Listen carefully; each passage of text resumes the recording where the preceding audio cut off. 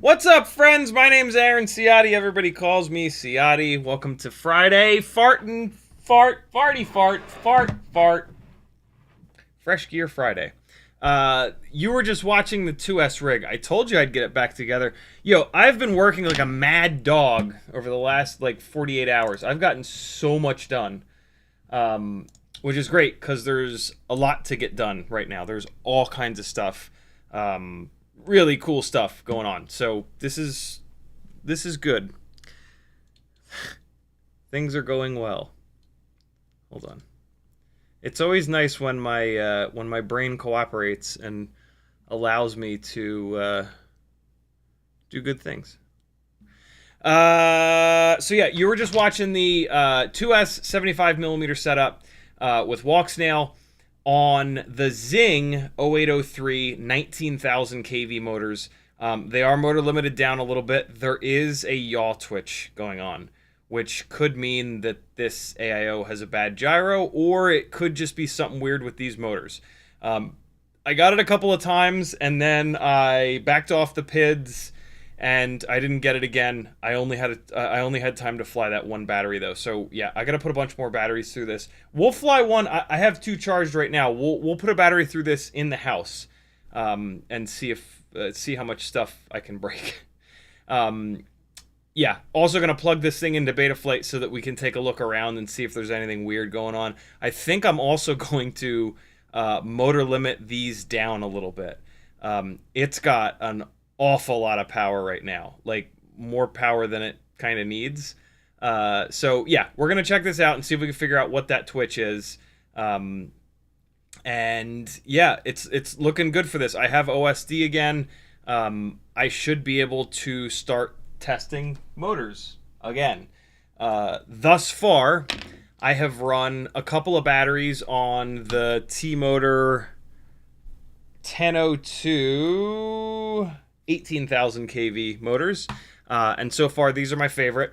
I have not run any batteries through these Beta FPV 1102 18,000s. I'm really looking forward to trying these.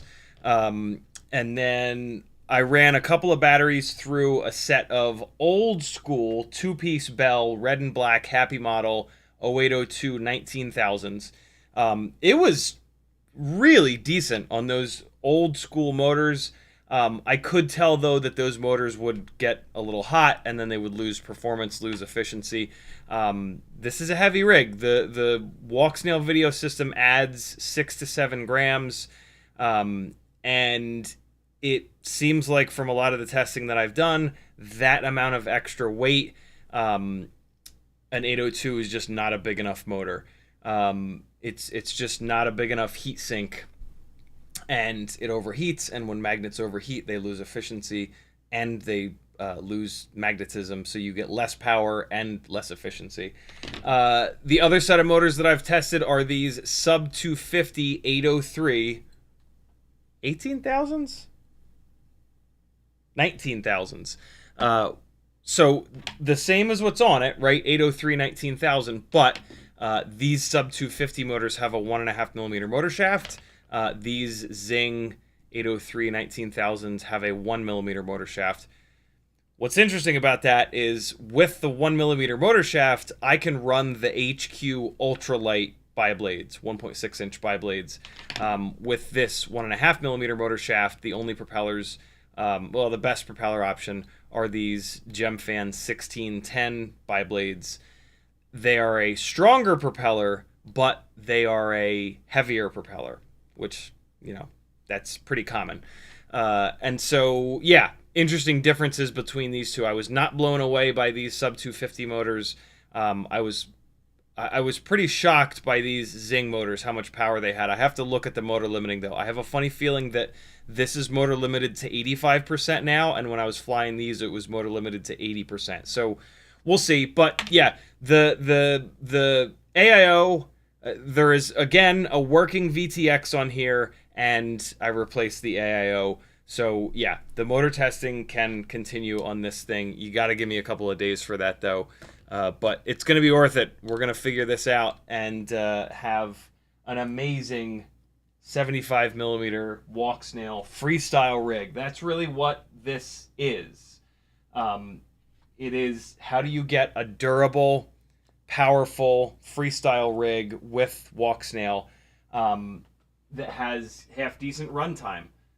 We went pretty deep down the rabbit hole on 65 millimeter rigs, putting Walksnail on board, and the long and short of it is that you're going to get 2-minute runtimes, which is not quite enough for just me as a pilot. Like, I'm just starting to kind of get warmed up at that point. The other thing that does is it's really hard on the batteries. If you're discharging a battery in 2 minutes, that battery is getting hot, and batteries don't like to get really hot. So, yeah, I don't recommend that you have a setup that has runtimes of under 2 minutes. It's hard on the battery. It's not going to do you any favors as a pilot. And yeah, it's just sort of a bit much. You want like 2.5 minutes bare minimum. Realistically, you're shooting for 3 minutes to 3.5 minutes, in my opinion. That's sort of like the right amount of time where you have enough time to kind of get in the flow as a pilot. The batteries are not going to come down boiling hot. You're not going to be damaging the batteries by getting them so hot and discharging them so hard. So yeah, there you go. We got a bunch of stuff to fly here tonight. But we're also going to be starting on the HDZero AIO 5 build. Massive shout out to Kevin Sumner. He knows that I sleep until 1, 2 o'clock some days. And the morning that the AIO 5 went up for sale on Defiance RC, I think he ordered himself a setup, the AIO and the camera. And then he ordered me one as well, and he has my address and just had them shipped here. So, Kevin, thank you so much, man. Super, super, super cool. They finally got here yesterday. And so I was very tempted to try to do the build tonight, but there was a ton of other shit kind of clogging up the workbench here. And I know that there's a whole bunch of prep work, which is what we are going to do tonight for this build. Stupid stuff that's really time consuming, such as this is an old school Modula 6 canopy. This is my favorite canopy ever for tiny whoops. It is super strong. It also mounts to all 4 mounting points, which makes the frame stronger, and I think prevents the AIOs from breaking. A lot of racers that run camera mounts that are just using the front 3 screw holes, they break a lot of AIOs by like tacoing the AIO when they crash really hard. I've pretty much never had that happen, and I crash just as hard as they do. I think it's because I run these canopies a lot. This canopy is kind of like boxing in the frame. And I think that this makes the AIO really durable. I think it makes the whole rig really durable, to be super honest. So it's also fairly lightweight. So this is the canopy that I'm going to be going with on this build. This canopy was designed for the Runcam Nano 3, which has a tiny little lens on it. So this front opening, there you can see it. This front opening is a little bit too small for most normal cameras. This is the lightweight HDZero camera, and if I try to pass this through the opening in the front of this canopy, it doesn't clear. So I'm going to be sitting here for a little bit tonight with a file, filing this front opening bigger. This is what I do on all of the Walksnail builds, and it works totally fine. The canopy does not become fragile or anything like that. It just takes a little bit of time. Like, you just have to sit here and you don't want to remove too much material. So you sit here, you file a little bit, you check the fit. You file a little bit more, you check the fit. You file a little bit more. It's just a time-consuming kind of thing. I'm going to be reusing a... I don't have a fresh one of these. I wish I did. But we're going to be reusing a Newbie Drone Cockroach V3 frame that I've got that's like not totally beat up. But it's also not fresh. We're going to really stress test this frame because this build is probably going to be 19.8, 19.9, 20 grams. So we've got that. Hold on. I didn't get the chat.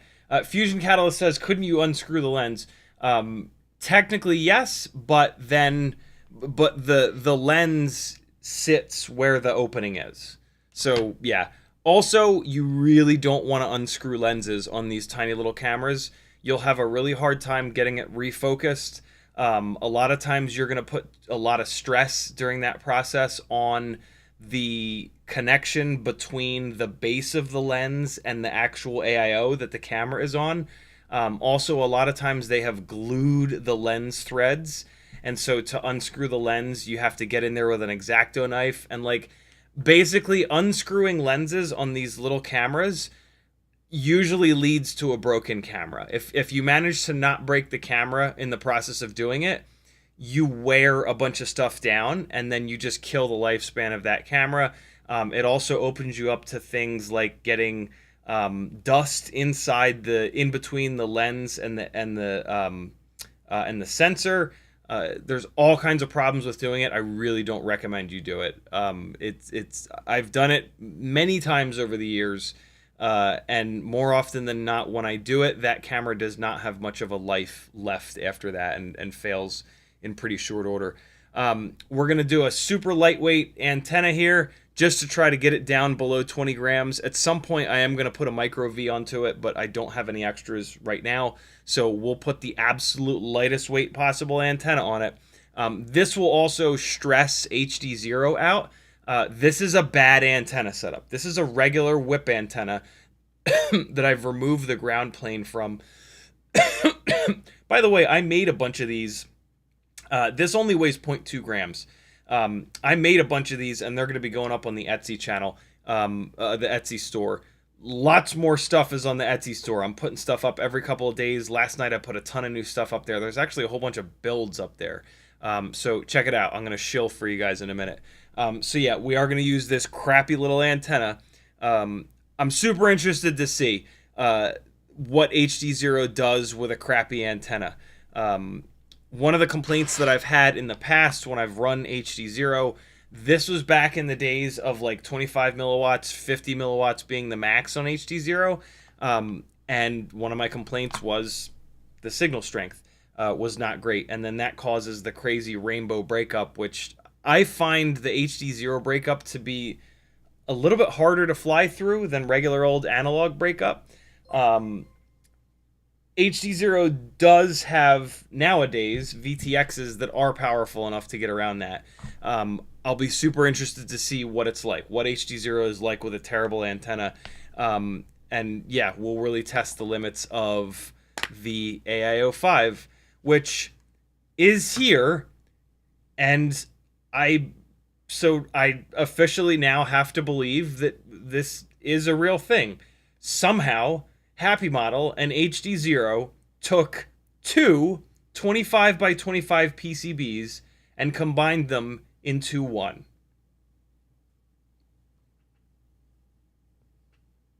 Like, obviously this was not vaporware and was a real thing, because a whole bunch of reviewers had them and flew them and tested them and showed them. But I don't know. How? What? Like, this is crazy. There is hold on. There is so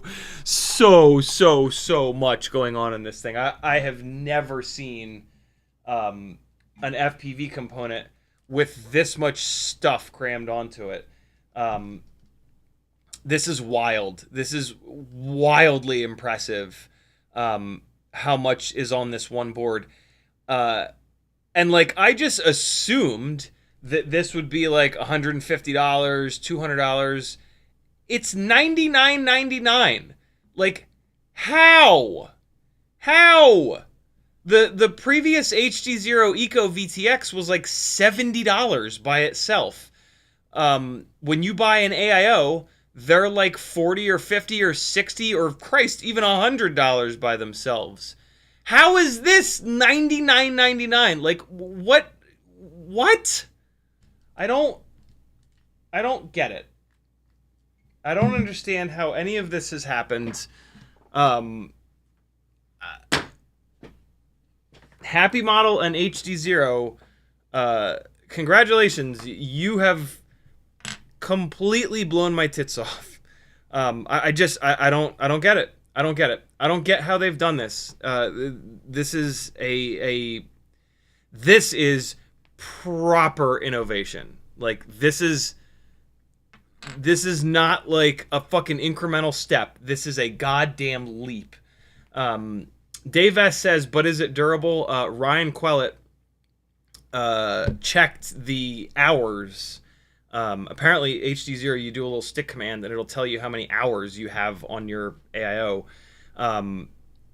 He had two of them that he's been running for a while. One of them eventually he did kill, but both of them had, like, I want to say like 7 or 8 hours worth of batteries, right? Like, think of that. That, like, batteries are like 3 minutes or so each. 3 minutes per battery. 8 hours? That's 20, 40, 60, 80, 100, 120, 140, 160. 140 to 160 batteries on the prototype ones, right? Not even on the final versions. That's pretty good. And, like, he showed a bunch of the flying. He's flying it hard. So, that's pretty good. We'll see. Everybody crashes different. I don't know. We'll see. We will see. The only way to get any meaningful durability data on anything is to release it out into the wild, right? And for hundreds, if not thousands of people to smash it into stuff. And so, yeah, one of the things I was worried about, like, when I was assuming that it was $150 or $200 for the AIO, was like, it can't possibly be as durable. Maybe it can, but in theory, it can't possibly be as durable as, like, a 2G4 or a Beta FPV Cross, right? Or, like, any of these AIOs that aren't completely crammed full of stuff. And I was kind of like, well, you know, I don't love the idea of having everything on one board and having to pay $200 every time it blows up. At $99, I guess you could make the argument that it's still a worse situation than a $50 AIO, and then, like, what's the Walksnail light cost? $80? a separate $80 VTX, right? The VTX blows up, you only replace the VTX.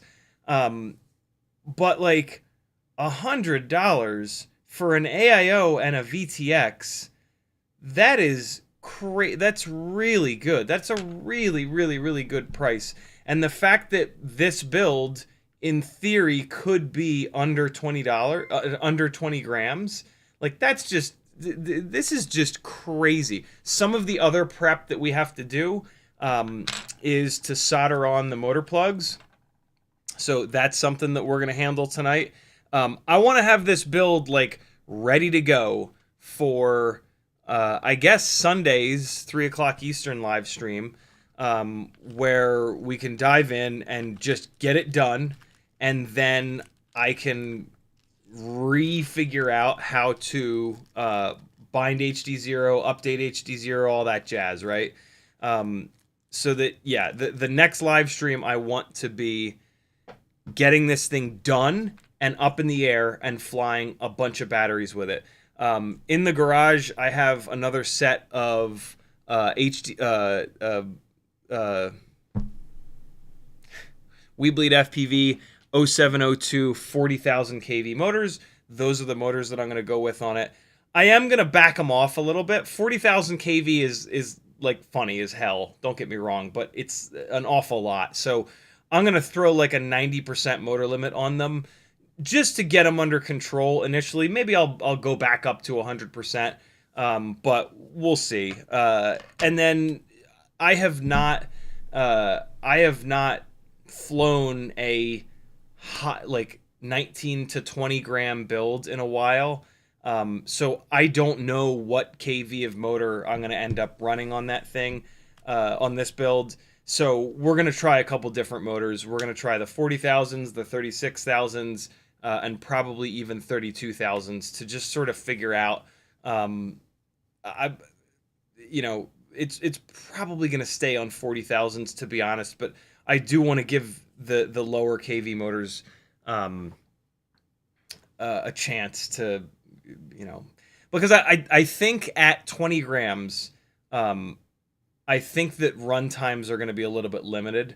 We'll see. Maybe not. But yeah, it's also a chance to do a little bit of myth busting of lower kV motors are more efficient. Like, I'm so tired of people saying that.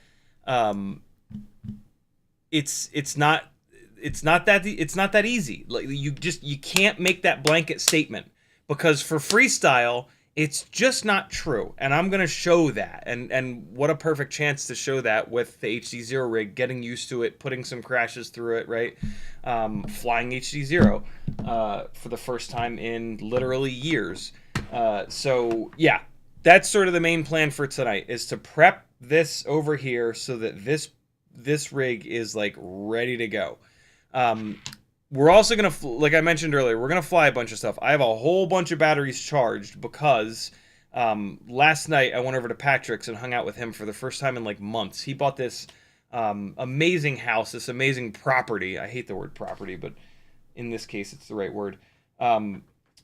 The property, I said it again, kill me, has like 5 or 6 different buildings on it that were in various states of being. And so he's had so much work to do, and he's got like amazing plans for each one of these buildings. So he's been just like crazy busy, which is why we haven't been hanging out. It was so good to get to hang with him again last night.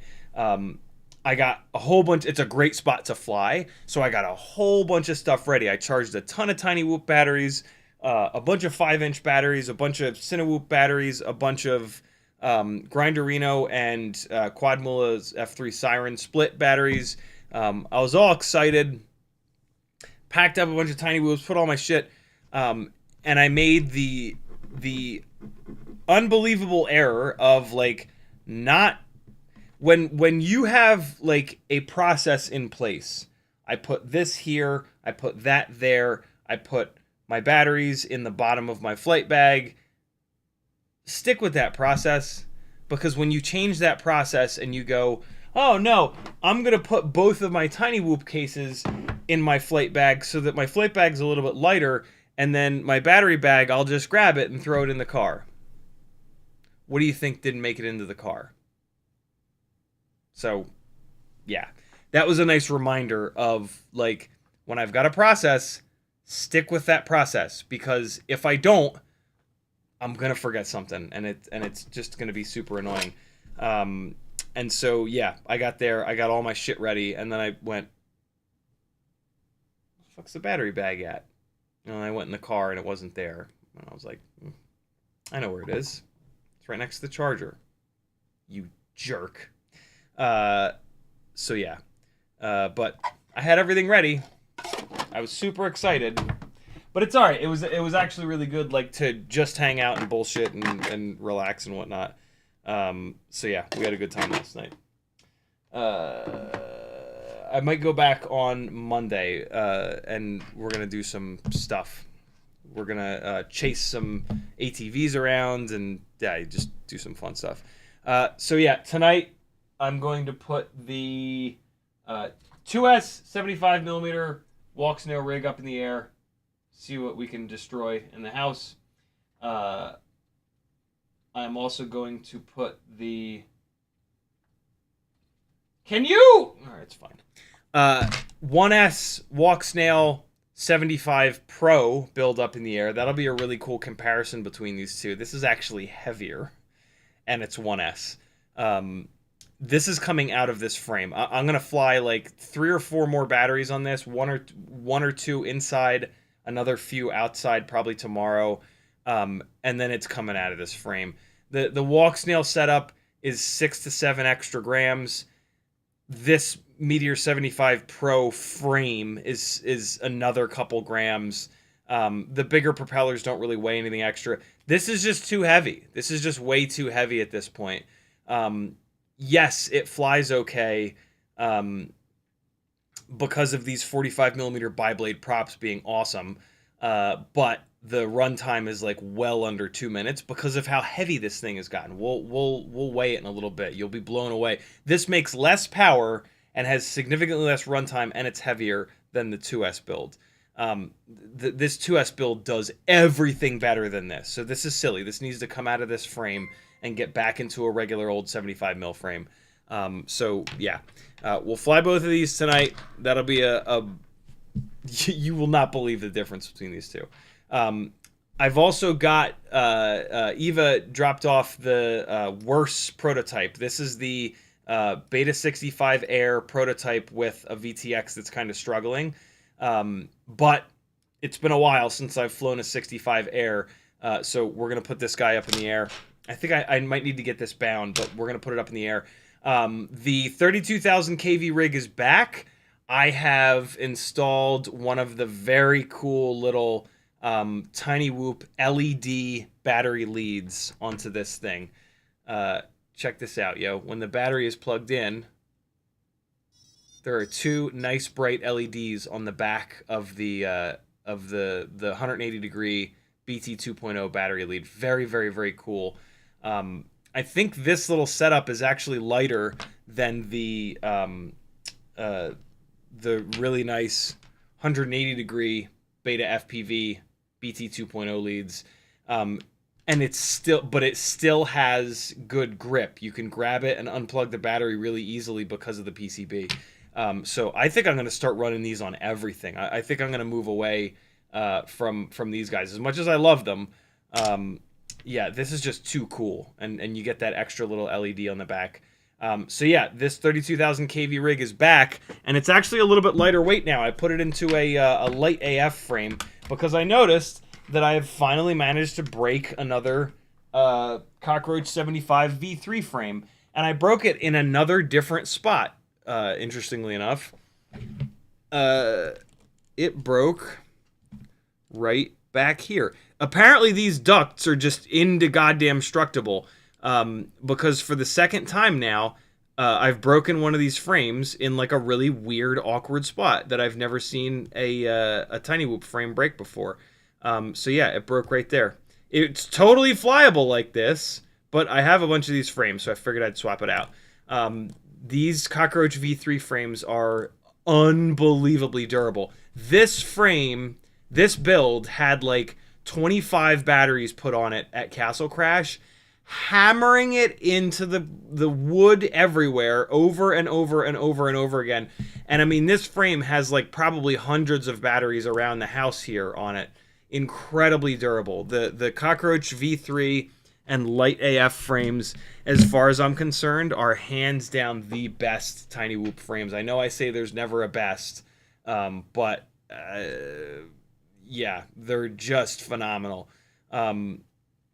There are things about them that are not quite as good as some other frames, but like in terms of durability and lightweight, it's just incredible. This frame is mind-blowingly good. But you can eventually break it, as with all things. In the chat, Spaceman Spiff was first, Troy Prelog was next, Zoe101, Dog with a Blog, Cloudhopper, Cole Powers, Tongue Out FPV, Spaceman Spiff again, Douglas 6, Pepe, Walter Van Den Ord, Sebi DFPV, Frosty, Frank Nicholas, Walter, Rockcrawler, Great Scott, Mick Mucus, Anonymous, Crom, Sebi D again, Dexter, Fusion Catalyst, Bob Bruce, We Bleed FPV, what's up Zotek, Kevin J, just another Kevin FPV, thank you for the super chat, I'll get to that in a second, David Caballero, Off Axis FPV, Hockey Rounds, Fusion Catalyst again, Troy Prelog, Dave S, Adam Weston, Cole Powers, Kevin J again, thank you again, Dave S, Ebod, Verbalance, Titan, JP Spin, S Cole 901, Northern Tier. I think I got everybody. Thanks for hanging, friends. I forgot to show you this. This is a, let me see actually, 16.8 gram, 40,000 kV build. 16.8 grams, 40,000 kV, direct soldered. Thank you, We Bleed, for sending over another couple sets of the 40,000 kV motors like a month ago. This is... Wait.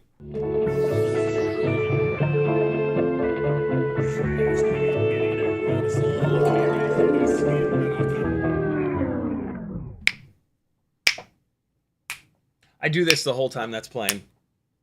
Double snaps. Just getting it. Get you some. Dance, motherfuckers.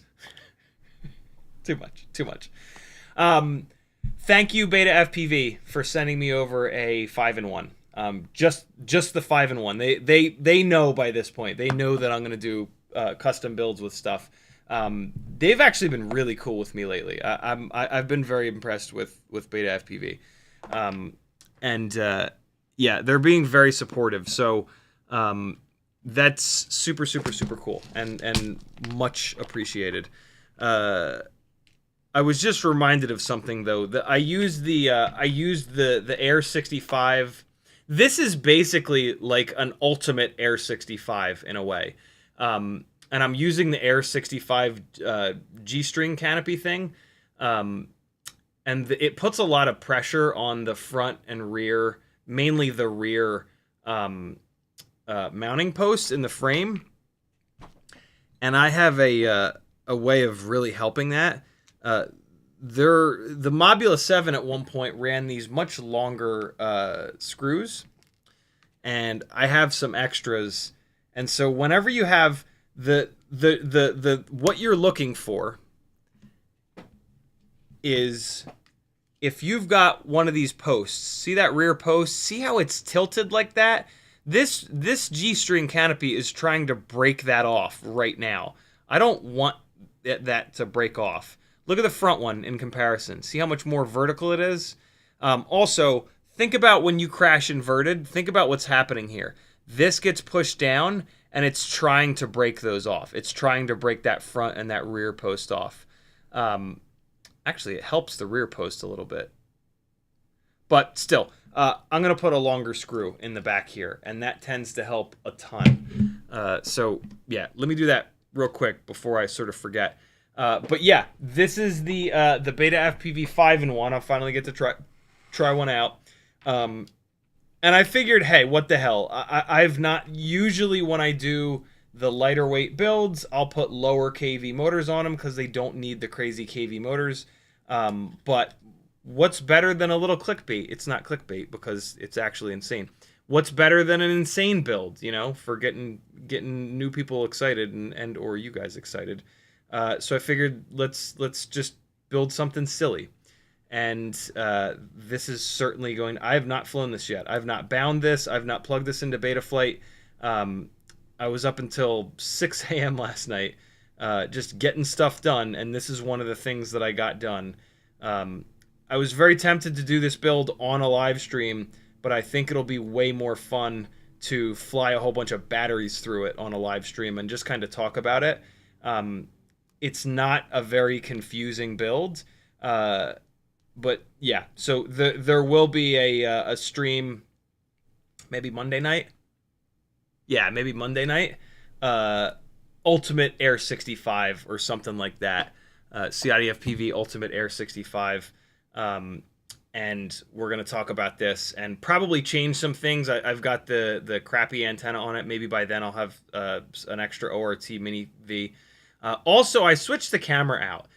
This canopy can pretty much accept any camera because of the way that it clamps onto the camera lens. But I figured I would keep this all Beta FPV. It seems like the older Beta FPV camera, which is the M03, I'm pretty sure. It might be M02, but I'm pretty sure it's M03. I feel like I've heard a whole bunch of people previously talking about that old M03 camera being like the best of the Tiny Whoop cameras. And for some weird reason, I had one of those cameras. So I said, you know what? To hell with it. We've already... Well, shit. I've got the CO3 on here, right? The regular old Air 65. Let's do this one with the M03 camera. Maybe it's a little bit better. We'll get to head-to-head it. We'll get to see what the CO3 camera looks like on this one, and what the M03 looks like on this one. So, yeah, that should be super, super fun. This is also one of the most handsome builds that I've ever done. It's got the CiottiFPV logo colors all over the damn place, right? White frame, the white G-string canopy, and then the red motors and props. The other reason that I'm going to... I am going to motor limit this one down as well because of these tri-blades. I put these tri-blades on there because they're red, and I wanted to take some pictures of it. It'll probably end up on the bi-blades at some point here because 40,000 kV. But yeah, for these tri-blades, I am going to motor limit it down a little bit because that's just silly. 40,000 kV is just outrageous regardless of the propellers. With a tri-blade, it's just absolute banana pants. So yeah, this thing should be super fun. I don't think we're going to fly it tonight because I have so much other stuff to do. But yeah, we'll sneak peek for you of what's coming up. 16.8 grams, 40,000 kV. Do I need to say anything more than that for you to get excited? You better be excited. Kevin J, thank you so much for the $20 super chat, brother. He says, hello and happy Friday. P.S. Your hair is looking great as always. Thank you, brother. Thank you. It's super generous. Yeah, it's stuff like this that allows me to keep doing this full time. And, you know, I would not be able to just work on all this stuff until 6 a.m. if I had a non-FPV job. So thank you guys so much. You know, the fact that you all support me is the only reason that I can do as much as I do and do as good of a job at it, so that, you know, I can test more stuff, find more weird parts on just one website that work really well, find, you know, that magical combo of parts that works really well, right? Like the Ultimate Freestyle Tiny Whoop is a perfect example of this. Like, I probably have 200, 300, 400, I don't know, hours into that setup. And I did most of that testing when I was doing this full time. We might just now be getting to that magical formula if I was trying to juggle that with a 40-hour-a-week project management job or whatever. So thank you guys. It's pretty amazing what you have all, what we have all done together, right? Like this has been a big ass community project from the start. So it's really cool. Kevin J with another $20 super chat. Holy hell, brother. He says treats for Teddy. Very cool. Let's get that going. Thank you, brother. Teddy thanks you as well. Speaking of Teddy, where is that little bastard? I have to keep... Hold on. I actually have to close this door. I'll tell you why in a second. I finally... so I had to... today was my day to get Azalea up for high school, which is one of the reasons I stayed up until 6 a.m. working on stuff. Took care of that, got into bed 6:30-ish, went to sleep, got woken up by Sage and Maggie talking in the kitchen, which is like right down the hall from our bedroom. And what I hear is, I couldn't hear the whole conversation, but I hear like goddamn dog and like can't believe, and then I hear ate my gordita. Sage works at Taco Bell, and so we've got a dog running. Thus, my closing the door. We've got a dog with a fucking gordita in his stomach right now, and I know that is going to come out like a fucking chocolate milkshake. And so his little ass is just straight up not allowed down here because I have a feeling there's going to be milkshake in the house tonight. So when I go to fly, I'm going to probably crack the... Oh, no, I don't know what I'm going to do. But yeah, there's a ticking time bomb running around this house right now, and Maggie's not home, so I'm scared. Kevin J, thank you so much, dude. Super, super, super generous. And then Verbalance with a £5 super chat. He says, today a small theme park owner asked me if I can do a small video for him. I never did that, so no idea how much to charge. What do you say?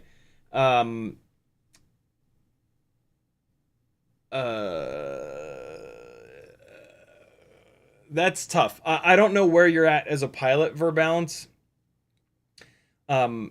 Here's what I'll tell you. A bunch of us that have been flying professionally for many years talk on Facebook Messenger.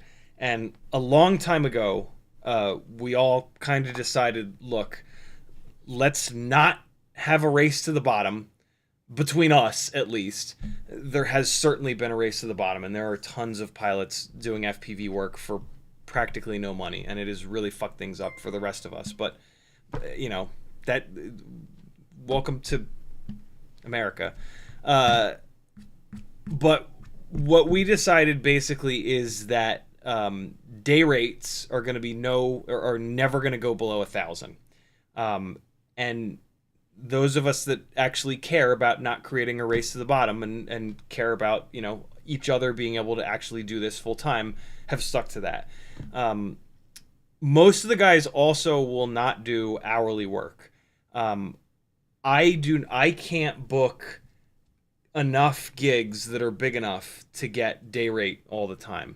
A lot of the opportunities that I get are much smaller projects, and so I chose, which is sort of an unpopular choice, but this is, you know, we didn't like say like nobody ever do it or you're out of the collective or whatever.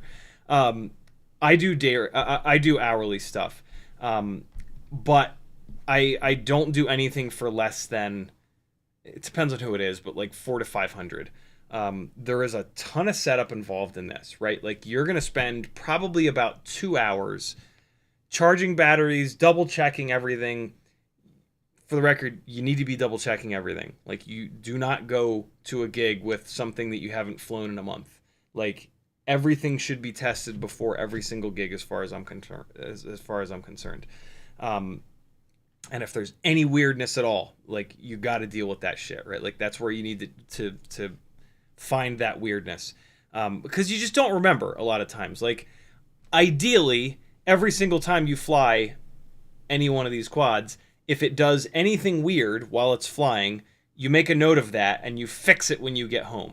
Realistically, that just sort of doesn't happen. And you come home, there's a million things going on, or you're in a huge rush to get the footage to the client, and so you're like, oh, I'll just put it on the shelf and I'll fix the problem tomorrow, and then and then it slips your mind and you don't fix the problem. So as far as I'm concerned, everything needs to go up in the air for at least 1 or 2 batteries before every single gig, and that takes time. So roughly, you're going to spend about 2 to 3 hours before you even leave the door. Then you've got travel time to and from. You've got like your first hour of flying, and then you'll in my opinion, you want to charge another set amount, $100, $150, $200, $50, whatever, for each additional hour of flying. And then when you leave, you've got a whole bunch more shit to do. You got to discharge all those batteries. You got to deal with all the footage. You got to run it through stabilization software. You got to upload it to a website. You got to deal with more messaging between you and the client. So it ends up being very, very, very time consuming. And FPV is an incredibly specialized thing, and you should charge accordingly. So that's what I can tell you. You're going to charge what you're going to charge, but the less you charge, the more you hurt those of us that are doing it for like full-time work.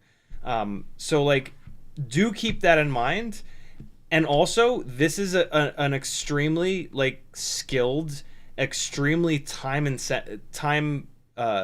intensive thing. Like, you have spent hundreds of hours to get to where you're at. Charge accordingly.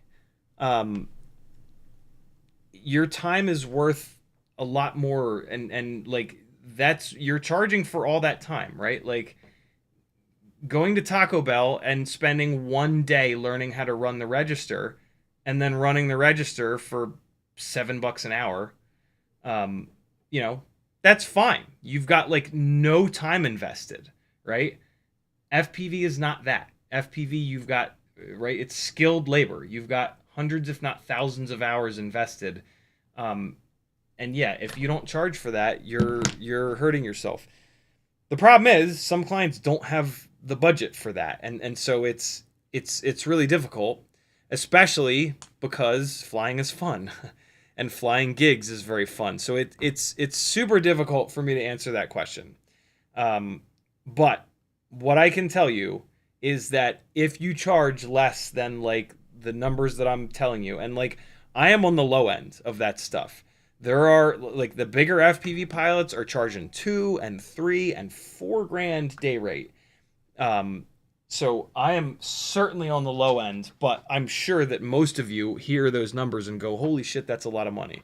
It is a lot of money, but I've got thousands of hours tied up into this, if not like tens of thousands of hours tied up into this, right, over the last 8 years.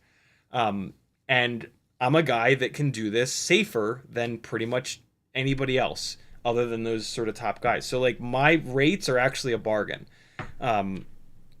Good luck trying to make clients understand that, right?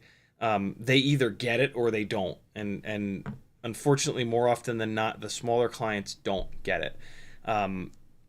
And you'll lose jobs over that. But but that's okay.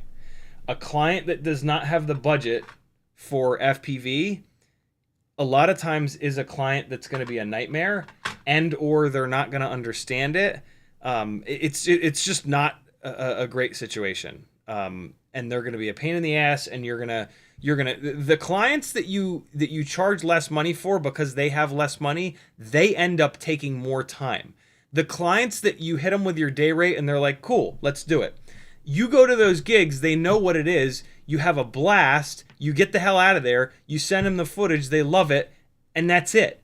You spend much less time with the higher paying clients, like way more often than like 50% of the time. So keep all that in mind. And when you have somebody say like, no, that's too much money, you should almost thank them, because a lot of times they're going to be a fucking nightmare, and it makes it like not even worth it, because like, you're sitting there like, well, fuck you, I gave you a goddamn discount and now you're being a prick. It's like, and now you're pissed and they're pissed because they're just an angry person, right? Get it? So there you go. Thank you for the super chat. All right, let me get caught. Wow, hey, this is my full-time job, my friends. I need all of your help, as you have been helping me, to keep on doing this full-time. Head on over to CiottiFPV.com and click some buttons. Some of the buttons are free to click, like all these affiliate links. When you click an affiliate link, it puts, in this case, my code into your shopping cart. And then when you check out, when you buy the shit in that shopping cart, there's a small percentage of that that gets kicked back to me. So literally, if you come in here and you just click all of these buttons, my code will get dropped into all of these shopping carts for you. And then you won't even have to think about clicking the affiliate link before you check out. The problem is going to be these shopping carts empty out. Some of them it stays in there, some of them empty out. So it's not a guaranteed thing. If you want to support me for free, the easiest possible thing for you to do is to copy all of these links here and change your bookmarks for these websites to be my affiliate link. If you don't use bookmarks and you're like me, and when you want to go to Amazon, you click the URL bar and type AMA for Amazon, it's going to make a suggestion. Off on the right side of that suggestion, or on some browsers, you have to right-click the suggestion. There's an option to remove that current suggestion for just regular old like Amazon.com. Remove all of the Amazon.com suggestions when you type AMA, and then come in here and click this Amazon affiliate link a few times in a row. That's going to tell your browser, yo, I love this link. And then when you type in AMA, it's going to suggest this Amazon link. And then you can do that with all of these. And then you don't even have to think about it. You're using someone's affiliate links every single time you go to these websites, regardless of whether you use bookmarks or whether you just use the URL bar. And that's going to support someone totally free of charge to do more work, buy more stuff, test more stuff, and help you save more money, because inevitably I find things like the HDLRC Spectre AIO that's a giant lump of shit that you don't want to buy. And if you were going to buy that thing, I just saved you $80. And so hook a brother up. I think it's 80 bucks. Maybe it's 70. I'm not sure. But yeah, that's a perfect example. The more stuff that I can buy and test, the more garbage I can find to save you guys money. It's a nice little self-sustaining ecosystem in that way. So please use someone's affiliate links. Other content creators are doing the same thing. They're making content for you to watch for free here on YouTube.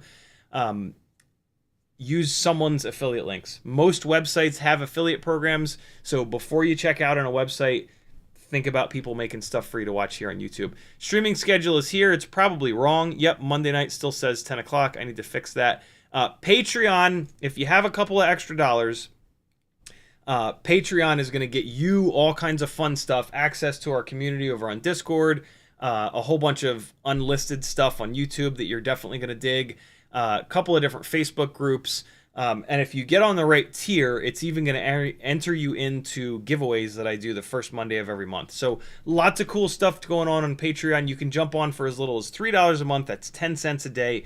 FPV is not an expensive hobby. It's also not a cheap hobby.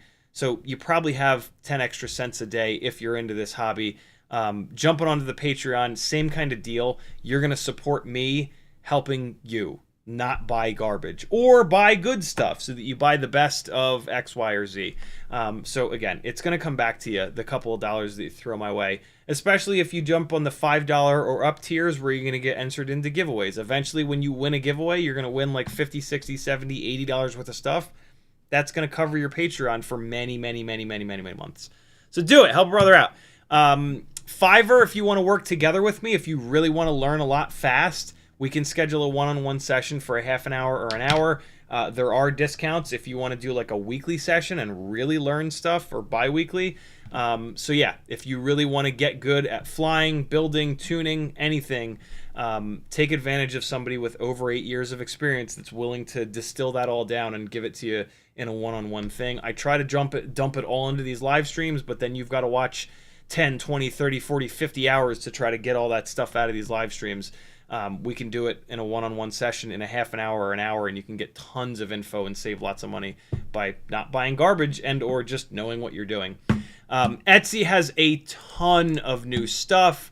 I've been putting all kinds of new things up here. Now I've got a whole bunch of straight up builds on here. Tuned Emax Tiny Hawk 2, tuned and upgraded Meteor 75 Pro, Tiny Hawk 3 Pro.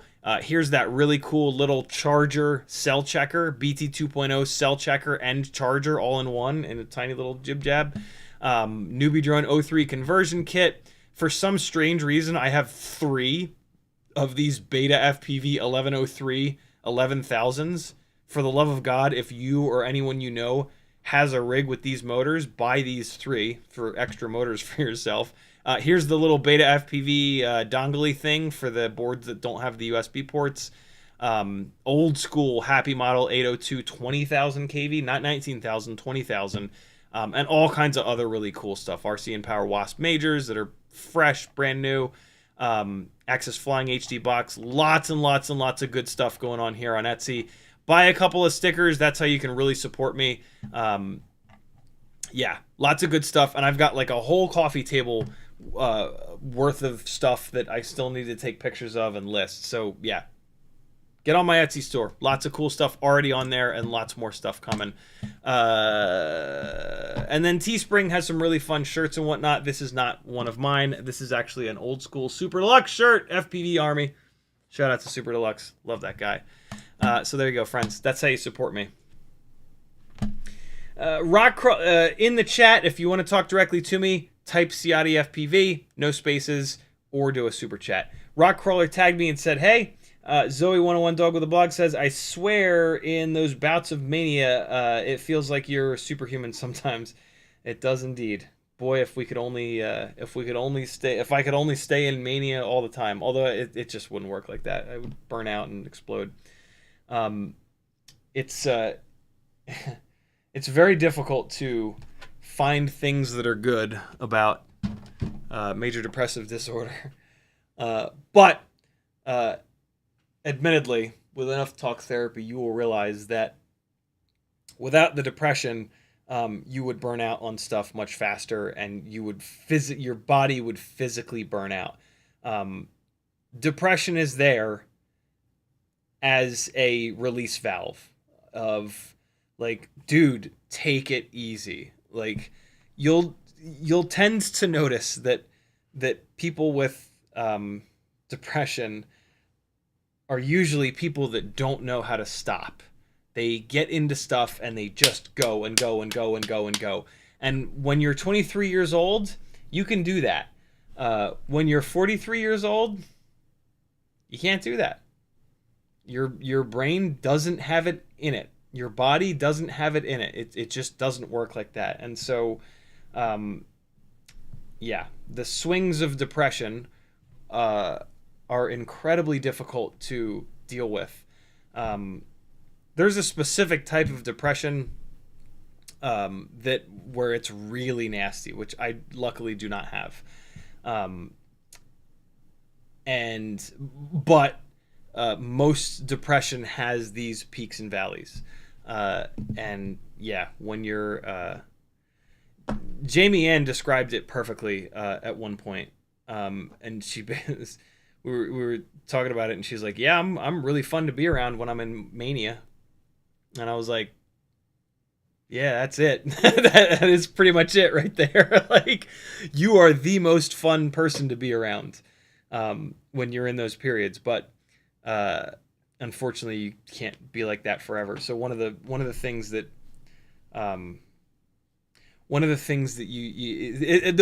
that's something that it takes a lot of awareness to kind of and a lot of it's tough to face up to that and to realize that and try to become okay with it, because like you get a lot done and you feel great when you're in those periods of mania.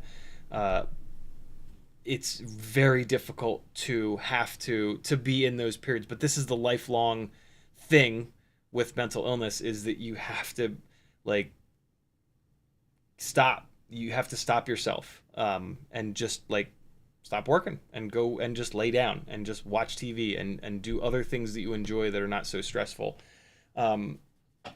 It's very hard. It's very, very hard. But you know, welcome to life. Life is very hard in many, many ways. Walter says, you're enlightened, like said Guru. No, I'm very far from enlightenment. Fusion Catalyst says, couldn't you unscrew the lens? We talked about that. Weebleed says, hey, Giggly Gang, happy Friday. Dexter says, Rubycon versus Panasonic capacitor. The Panasonic low ESR black and golds are technically the best, but those Rubycons are usually fine as well. Kevin J, thank you again for the 2 super generous super chats. Fusion Catalyst says, SPI ELRS is a big thing. All of ELRS is a big thing. Cole Power says, just don't put it in the dog bowl or down the sink drain on the first battery. I will try my best. Ebod says, why are you putting motor plugs on it? Because I do a lot of testing, and trying to test things with direct soldered motors, like, just hit your penis with a hammer, and that's the same experience. And I learned, you know, to not hit it with a hammer. It hurts. It leaves a mark. It's terrible. Freelojo says, I have small dogs that have gotten into Taco Bell, and it thankfully wasn't a total chocolate milkshake, but still, oofa, indeed. Cloudhopper with a $10 super chat. He says, Teddy Mess Cleanup Fund. Thank you, dude. Oh, shit. Kevin J says, LOL, walk that dog. Dexter said, we've been letting him out over and over and over again. I'm now going backwards through the chat because I scrolled down too much. Dexter says, and what do you think about KISS Ultra Mini V2? All of the KISS stuff is extremely expensive. The build quality is a little bit better. KISS Ultra is admittedly way better than the old school KISS, but it will never catch up with Betaflight. Betaflight has way too big of a head start, and it has way too many developers working on it. You know, there's this like mysticism to KISS because of 1 or 2 pilots that fly it. But the cold hard fact is that KISS will never catch up with Betaflight. Never has, never will. Betaflight from 2-3 years ago flew great. That's basically what KISS is. KISS Ultra. It's just Betaflight, like, with a few less years of development. And so it flies totally fine. Betaflight flew totally fine 2-3 years ago. KISS Ultra flies totally fine. Not as good as Betaflight. You can make Betaflight fly just like KISS by turning off a lot of the things that they've developed over the last couple of years and by adding a bunch of extra latency in there. That gives you the exact same experience with KISS. So for me, I will buy less expensive components and run them on better firmware. And I actually do add in a bunch of latency. I add in a bunch of smoothing. And that makes my Betaflight rigs actually fly very similar to KISS and KISS Ultra rigs. This has been proven time and time again from multiple people with black box logs. The data does not lie. I don't care how many pilots say that KISS feels better. It's absolute and utter nonsense. The feel is latency, and or like what the flight footage looks like and what you're seeing when you're flying. And that like good feeling, like I've also heard it talked about as smoothness. Yeah, now we're talking, right? Latency, stick smoothing, right? It is always hysterical to me to hear KISS pilots talk about that, because it's they say that it feels smoother, and then in the same breath they'll say that it feels like it has lower latency, and it just doesn't. It's just like insane to me. And like, they're not bad pilots because of it. It's just a perfect example of how unbelievably strong the placebo is in FPV. We are flying these things that we're not in, so we have no G-force. We only have our eyes and a little bit of audio feedback. And that makes it damn near impossible to like tell the difference between certain components, tell the difference between like changes that you make, tell the difference between latency and delay and stick smoothing and stuff like that. And so it makes total sense. And also with KISS gear, you've paid a bunch more money for it. So that placebo is even stronger because you just paid all this extra money for it and you moved over from Betaflight and your brain is like, this fucking better fly better. And then you start flying it and go figure, you think it flies better. Of course you do. Because your brain is like, yo, if this doesn't fly better, then I'm an idiot and I wasted a whole bunch of money. Go figure.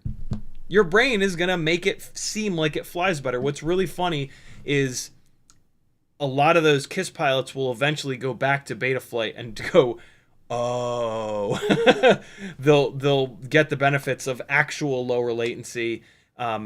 Hopefully they will realize that there are a bunch of different ways that you can put that stick smoothing into Betaflight to get the footage looking less jittery and less like, you know, on edge, exactly mirroring your stick inputs if you don't have the most smooth fingers in the universe, which most people don't. So yeah, there you go. There's my KISS rant. All that being said,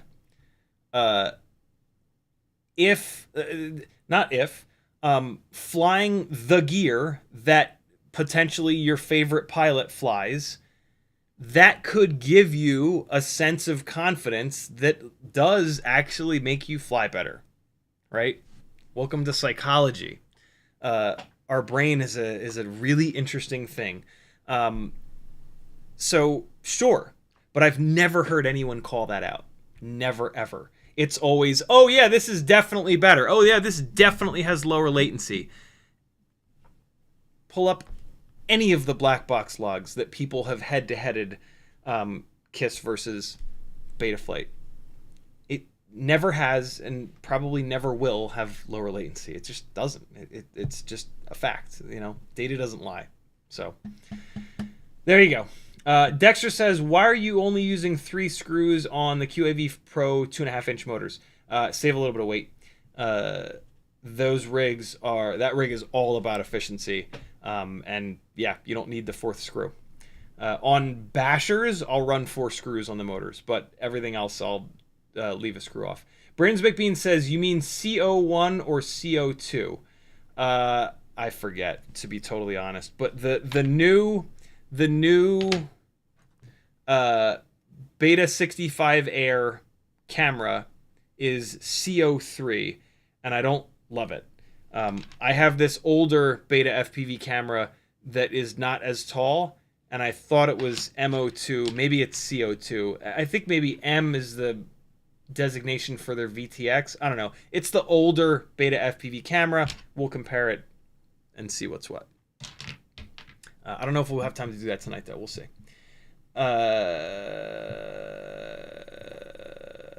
Titan says, opinion on the crown frame. It's okay. It's a lightweight version of the old school Meteor 65 frame, which is an amazing frame. My experience with the crown frame is that it's a great weight, but I'm not going to call it fragile, but it's not as durable as the Cockroach V3, the Light AF. It's not quite as light or as durable as the Cockroach V3. It's probably about the same durability as the Light AF, but it's nowhere near as light. The Light AF is crazy lightweight. And so, yeah, I don't run them because the Cockroach frames are just unbelievably good. But it's a totally fine frame. It's probably like 3rd or 4th best frame that's out there. And so if you want to support Weebleed, it's a great frame. It comes in great colors. Absolutely nothing wrong with it. It's just the Cockroach frames are wildly lightweight, wildly durable, just insane. Thank you again, Cloud Hopper, for the Teddy Mess Cleanup Fund. Frillo just said, no, we got that. Super Deluxe is in the house. He says, nice shirt, gang. Good to have you here, brother. You streaming at 7? 9 rather. Dexter says, are you familiar with DDG, Dutch Drone Gods, and their frames? I'm familiar with those guys. Not really their frames, though. But the guys are awesome. Fupa Panda, says, is it worth the extra money to get the Foxeer Reaper Nano over the happymodel OVX 300? I have no experience with the Foxeer Reaper Nano. I do have experience with the happymodel OVX 300. And it's totally fine. the thing I don't like about the OVX 300 is that it does not have voltage and ground out to run a camera from.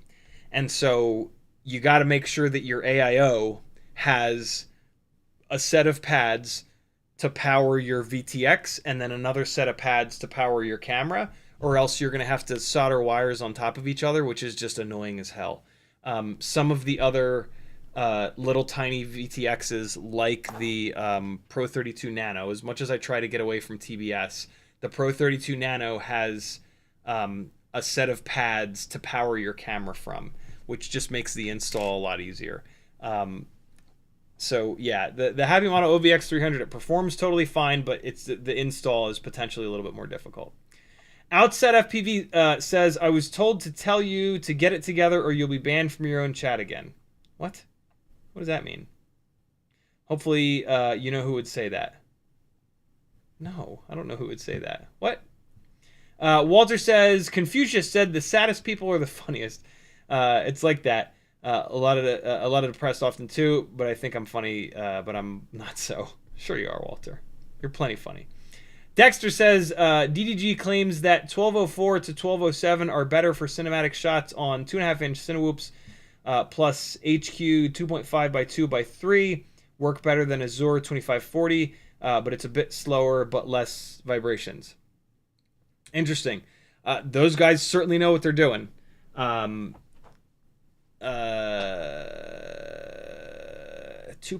by 2 by 3. Which props are those? HQ. Which ones are they? Oh, those ones. Okay. Yeah, these are very low pitch. Like that 2 inches of pitch is very, very low. So you're going to need a lot of RPM to get any actual power out of these. I have had absolutely no problems with vibrations from the Zohr 2540s, which are, I think those are the most efficient of all the 2.5-inch props. And they're not going to make nearly, I've never had any problems with the most powerful 2.5-inch props, which are the,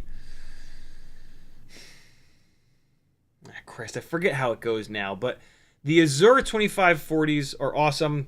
The Gemfan 2540s are awesome as well.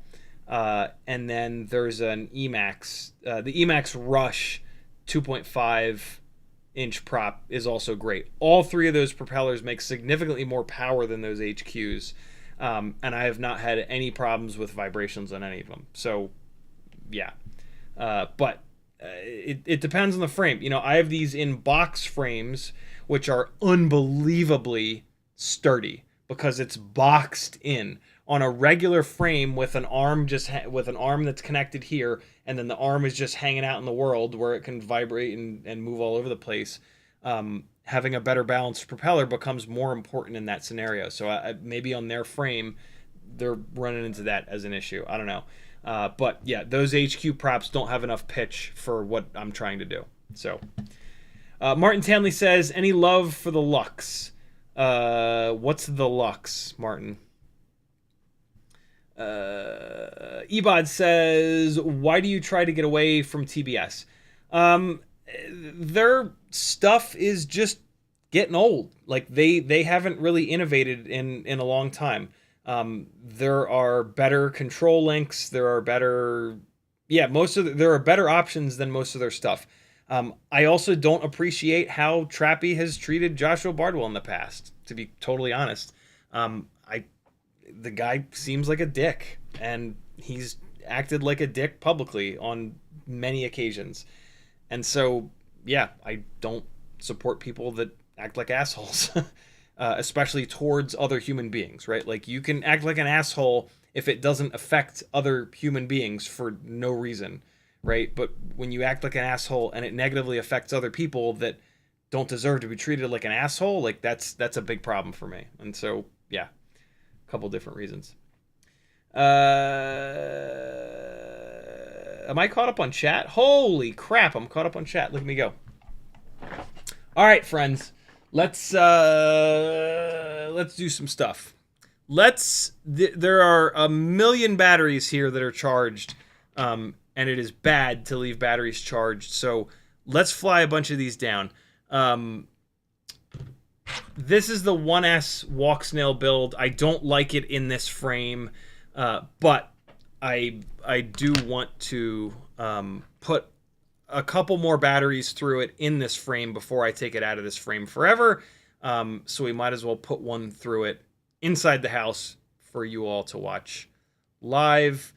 Although, I'm just realizing that this is a Walksnail rig, so I'm going to have to take another second here to get the Walksnail set up for the live stream plugged in and figured out, so hang on.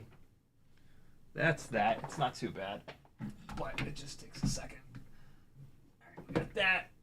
I have to power these up. I gotta bring this cable up here.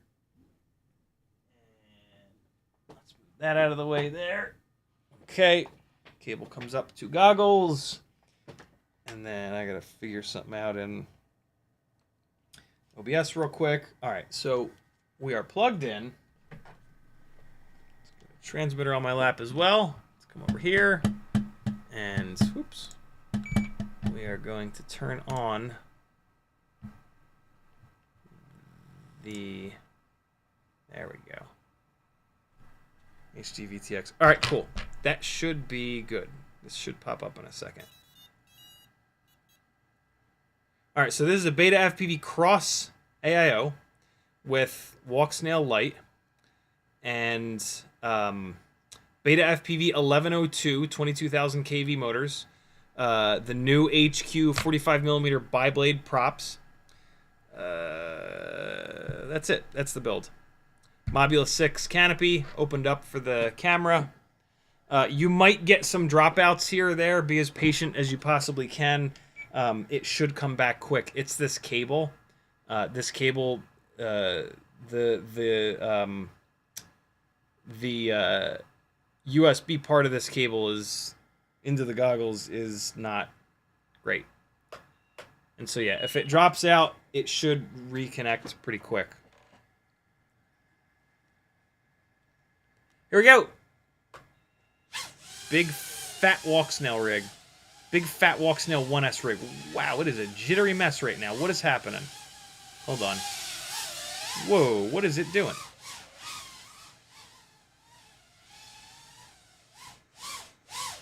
Whoa, yeah, alright, so there's some weirdness on the yaw axis.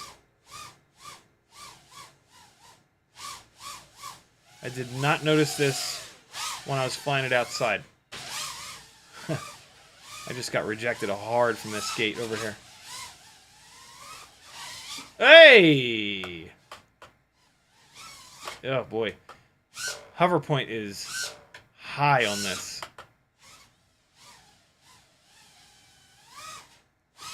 This is such a heavy rig, man. My God. We can still do things with it, though. These motors are really good. These Beta FPV 1102 22,000s are phenomenal motors. They barely weigh any more than the 1002 motors that are out there. And somehow they're more efficient than most of the 1002 motors. They are something special. And with these 45mm props, they really work well. On the smaller 1.6-inch props, on the 40mm propellers, they're not quite as good. Those props don't really take advantage of how big the stator of the motor is. This thing is hard to fly. So there's the main problem with this heavy-ass frame setup. Even though the propellers are bigger, this frame is so much heavier that you end up losing runtime. Yes, you gain a little bit of power, but you also gain a bunch of weight. You probably make a little bit more power than the weight gain, so it is a setup that maybe has a little bit better of a power to weight ratio. But still, it's the runtime that's the problem. with this thing. I'm going to open that door and blast this thing around upstairs. I'm hoping that... it just dropped. As soon as I took them off my head, the connection got lost there. Hold on!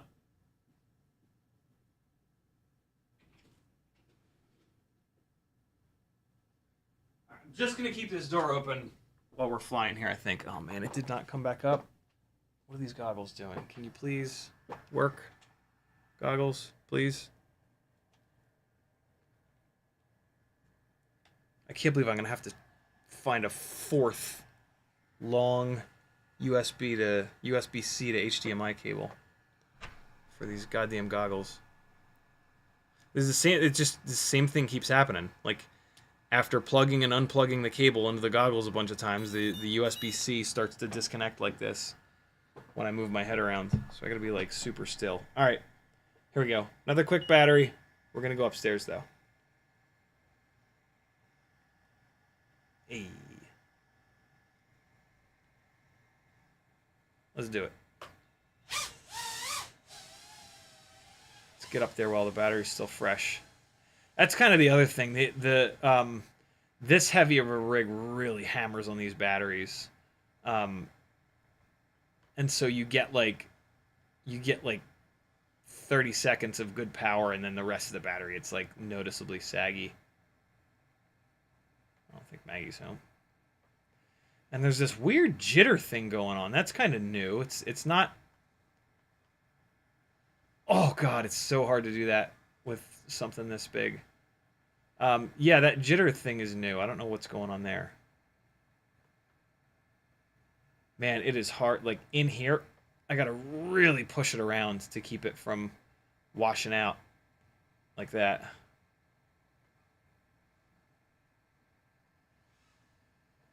And it is yellow upstairs. Ugh!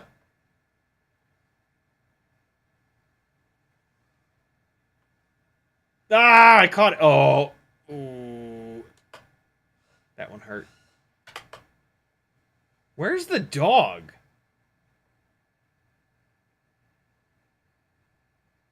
Where is he? Is he in Azalea's room, maybe? I'm gonna... Is that him there? Oh, that's him there. Oh, boy. That was sketchy on that one. He's waiting... Poor doggy, he's waiting for Azalea to play with him. There you go, yo. And, like, I could push this battery a little bit farther, but I really like to come in and park it when the battery is at 3.5 volts when you dead hover. That's always my... That's like the best way to make your batteries last a lot longer, is to not run them like way, way, way down. These are 450 mAh batteries too. And like with the 300 mAh tiny whoop batteries, it's kind of like, well, they're not going to last anyway, so screw it. Run them down to the point where it falls out of the air. 450s are not like that. A 450 mAh battery will last a while if you treat it well. So in my opinion, treat it well. But yeah, we could technically run this battery down even farther and get over the 2-minute mark. But yeah, no, I mean, it's already coming off like pretty hot. Like this is a little too hot. But I don't know. This is the 75 Pro setup is great on analog. But with the extra weight of the Walksnail, like this whole thing is just such a fat bastard. Look at this. Wait till you see how heavy this is. We're going to weigh a bunch of different rigs real quick. So, kill this transmitter too while I'm at it. 40,000 kV, ultimate Air 65, 16.9 grams. Actual Air 65, prototype I should say, 17.2 grams. Ultimate Freestyle Tiny Whoop, but in the light AF frame. I actually haven't weighed this yet. 18.1 grams. The 2G4 is a heavy AIO. That's why it's so durable. this fat shit that we were just flying. Oh, God. 35.5 grams. The 2S 75mm rig that does everything better than that. 34.2 grams. So yeah, this Meteor 75 Pro frame is just not. It's not the one. It's not the one. For a Walksnail rig, for an analog rig, it's very fun. These propellers on these motors in this frame on a lighter analog build is awesome. That Meteor 75 Pro that's on my Etsy store. First of all, if you want to see how it flies, I put a Castle Crash edit up a couple days ago with it. If you haven't seen that yet, come on now. At least watch my edits. They're only a couple minutes long. Nope, that ain't it. That's not what we want. Look. I've put content up on YouTube every single day for the last week. What do you think of that? Here it is. Beta FPV Meteor 75 Pro rips Castle Crash. Like, this thing rails. That's slow motion. Look at this thing move around. You can buy this exact rig. It's on my Etsy store right now. The tune, the props, everything. It's all on there. Look at this thing boogie. Ready? First of all, look at the response time. Look how sharp it is, right? That's because these props are nice and lightweight. But, like, look at that sharpness from a 45mm propped rig, right? And then look at this speed. Look at this thing pick up speed. Ready? Yoof! The acceleration is just outrageous. Look at it, man. Look at it just boogieing. So, yeah, there you go. Go watch that edit. Or else. Cool. I'm going to fly a couple of batteries outside tomorrow.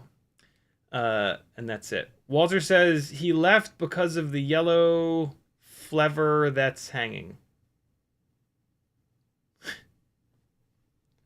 What does that mean? Yellow flever that's hanging? What's the yellow flever that's hanging? 2S.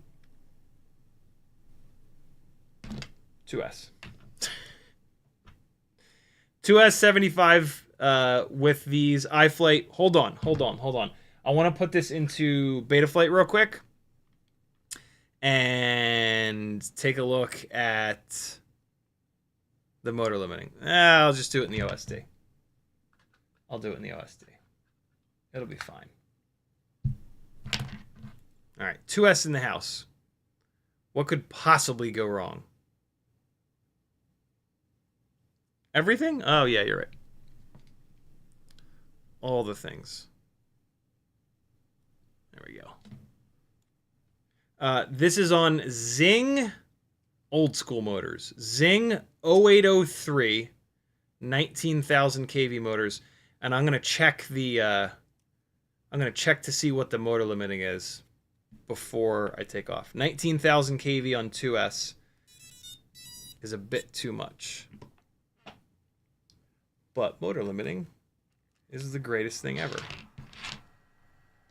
And you should be using it. Okay! Here we go. Let's see here.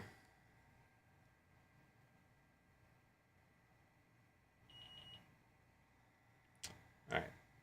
As soon as I have video, I'm going to get into the OSD and start farting around. Actually, I'm going to hit them switches for the OSD right now. So the OSD is up. No, I can actually do it while I'm looking at OBS. Oh yeah, I gotta update the, this is now a new VTX. I gotta update it. Alright, so here we go. Profile. Oh, fuck's sake. There we go. Profile, I believe it's in miscellaneous PP. It sure isn't. I think it's on the next screen. There it is. Motor out limit. I knew it was 85%. Let's just... Actually, let's bring it all the way down to 75%. Save and exit. All right. Here we go. 2S Walksnail rig. On Zing 803. 19,000s limited down to 75%. And this is on the HQ ultralight biblades. 1mm motor shaft.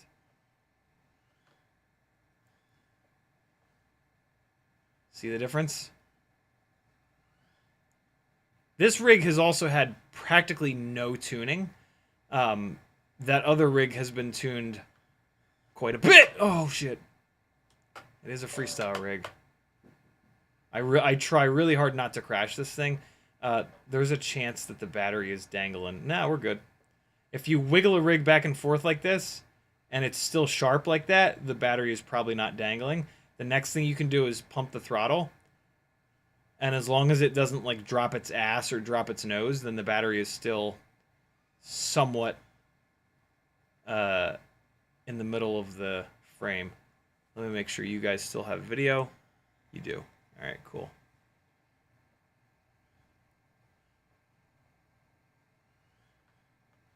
Whoa, boy. I'm also trying to not beat the shit out of these motors while I'm still testing them. Fuck!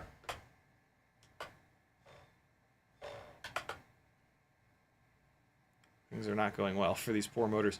The yaw performance there is unbelievable on these motors. Woo!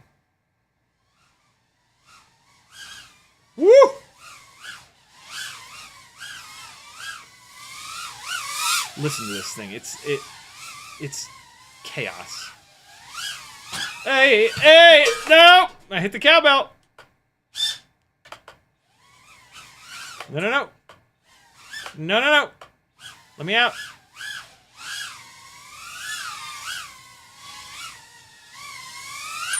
Oh boy. That was not a good sound. Hopefully it's not on fire. Maybe that was just the prop coming off? Nope. That might have also been a motor shaft slipping. Let's take a look. Yep, back left.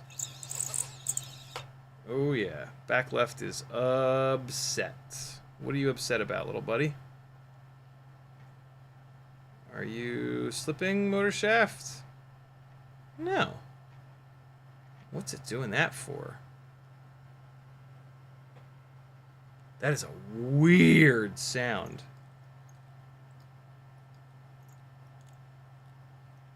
Alright, let's go into turtle mode and fire that left rear motor up. Whoa. Oh boy. I think it's gonna catch on fire. Oh boy.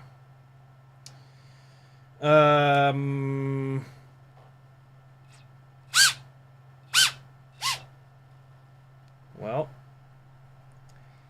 either the motor has cooked or the ESC has cooked.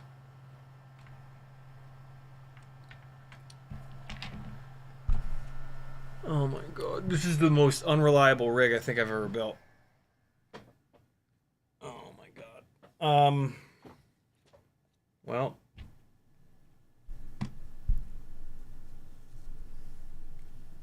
Oh my god. Hold on, let me take a look at the windings through the top of the bell.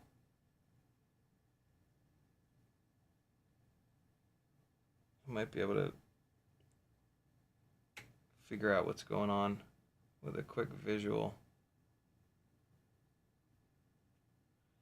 That squeaking noise is very weird. You can usually tell if it's a slipped motor shaft by pinching the motor bell and then just try to spin the propeller. Okay. That might be it. When you're doing that, look at the C-clip on the bottom because it might be the propeller spinning on the motor shaft. So as you spin the propeller, look at the C-clip. Okay, so this is the propeller spinning on the motor shaft. When I'm doing this, whether or not that's the... At the end there, I was sending this motor power and it wasn't spinning. Which is a bad sign. That means either the motor has died or that ESC channel has died. I'm going to move the motor wires around a little bit here and plug it back in, put it back into turtle mode and see what happens.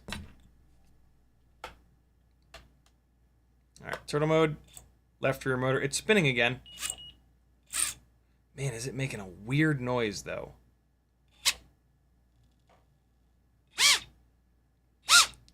All right, I'm not going to push it any harder. I'm going to take that motor off and swap that motor out. Because if the motor is the problem, I could potentially kill the ESC right now. And I'm... I don't think I have it in me to put a third AIO in this thing. I think that might just be like, I give up. I have no problems with rigs breaking, but when they break and then I fix it and I fly 2 batteries and it breaks again, and then I fix it and I fly 2 batteries and it breaks again, that shit gets old real fast. And I'm just sort of over that. So I'm going to unplug this motor. I have a bunch more of these motors. I'm going to unplug this one, swap it out, and... Oh, hold on. Something's going on right now. The motor is locked up right now, which could be... Hold on. What is happening? So maybe the C-clip is like jamming up against the bottom of the frame somehow. Let me see. Yeah, this motor is completely locked up right now. All right, so I just got it free, but it's really hard to turn. Why are you so hard to turn? The C-clip is rotating. Oh, is this a bearing motor? I bet you this is a bearing motor. I bet you that's the sound of the bearings failing. That's why it was so high-pitched. Yeah, I'm pretty sure this is a bearing motor. And I bet you the bearings just shit the bed. I'm totally fine with that. These Zing 803s only have a 1mm motor shaft. And so that's going to just explode in crashes. These are not the motors that we're going to want to be running. I'm just testing this because it's another set of 803s and it's just like good data. I might just pull these motors off and just this isn't. I can almost certainly tell you that this is not the motor that you want to run. What I'm looking at right now is if I've managed to bend motor bells already. Let me fire this thing up in turtle mode. I'm gonna fire the other 3 motors up in turtle mode real quick to see if there's some vibrations going on. These motors were clean a few batteries ago. That's motor 4. It feels okay. That's motor 2. It feels kind of okay. All right, so I haven't bent the motor shafts yet. I haven't really crashed it very hard either, though, so that's not super surprising. I'm gonna change this motor out. This is probably why it was yaw twitching like that. So yeah, I'm gonna throw this motor away, put another one on there, and do a little bit more flying tomorrow with this thing, and we'll talk about it on Sunday. It flies really good with these motors on it, as you could just see. It outperforms the 1S rig by a lot. But yeah, these motors are never going to take the abuse that this thing's going to be able to throw at them. You know, this thing has big power. It's going to hit hard. And yeah, these little 1mm shaft motors are not going to survive. But this is a really good data point comparing this 803 to the sub 250 803. So like that's going to be the next set of motors that I test. Oh man, yeah, there's that squeaking. Yeah, I think the bearings died. I think one of the bearings died. Huh. Apparently, bearings on these little tiny motors are not a good idea. Supposedly, none of the little tiny bearings that fit these things are rated for the RPM that we're turning. And this could very well be an example of that. So, I don't know. I'm tempted to save the bell in case I have another one of these let go. But I'm also tempted to just throw it in the goddamn garbage because I do have a bunch more of these motors. There we go. Let me get caught back up on chat. JMPFPV says, what goggle setup do you recommend for tiny whoop / digital / analog? I have a cheap pair of analogs for whoops and fly O3s on bigger rigs. There's not like one set of motors that one set of goggles rather that I could sort of tell you to get. But for me, a old set of Fat Sharks used is going to be a really good value. You can find like Fat Shark. These are old school HD3s. You can find HDOs, HDO2s for pretty cheap, and these are awesome. They're small, they're light, they're comfortable. There's nothing like an old school set of Fat Shark. So yeah, that would be my my main suggestion is to get an old set of Fat Sharks. The goggles that are currently being made are great, and the DVRs are better and whatnot, but you're going to spend a lot more money. So yeah, old Fat Sharks for the win. Unless you want DVR. The old Fat Shark DVR is terrible. So yeah, but it depends. Joshua Bardwell has tons of goggle reviews. He's who you want to look at. He's tested them all. I've tried a lot of different goggles, but definitely not all of them. And I've only like ever tried most goggles I've just tried for like 5 minutes, if that. Joshua has goggles get sent to him, so he gets to actually like fly his own rigs and live with them for a little bit. So his goggle reviews are amazing. Delta Foxtrot 6949 says, what is your thoughts about the Bubito Pro-spec? The Bubito build is completely uninteresting to me, if I'm honest. It's really heavy, so the power to weight ratio is not nearly as good as a regular tiny whoop. And then without the prop guards, if you crash it in the grass, it'll never turtle mode. You're always going to have to walk and get it, which is obnoxious. And then it's also, because it doesn't have the prop guards, again, it slides around a lot. So like the whole point of flying a little rig like this outside is that you can fly this thing through every single gap, regardless of how small it is. And the prop guards / ducts help you with that. They keep it from sliding a lot. And so to get rid of these, you end up with a rig that's less accurate and harder to shoot gaps with. It won't turtle mode. The power to weight ratio is worse because it's heavier. And so it's like, what does this thing do? Like it's adorable. It looks really cool sitting on your shelf. But like for flying, it just doesn't do anything better. Does Bubby rip the shit out of his? Of course. Are you as good of a pilot as him? Absolutely not. And so your experience with it is going to be drastically different than his. If he flew it and then flew a tiny whoop that was built the same, he would fly better with the tiny whoop. Period. Unquestionably. Because this flies better. This shoots gaps better. It's lighter weight. It's more durable. It turtle modes when there's a blade of grass next to it. So yeah, the Bubito, it's super cool looking, but it doesn't do anything well. I had one for a while and I really tried to like it. Dexter says, what's the most premium ESCs and flight controllers? I saw Fly Color the other day and they look great. With also Hobbywing, there's almost zero info about them out there.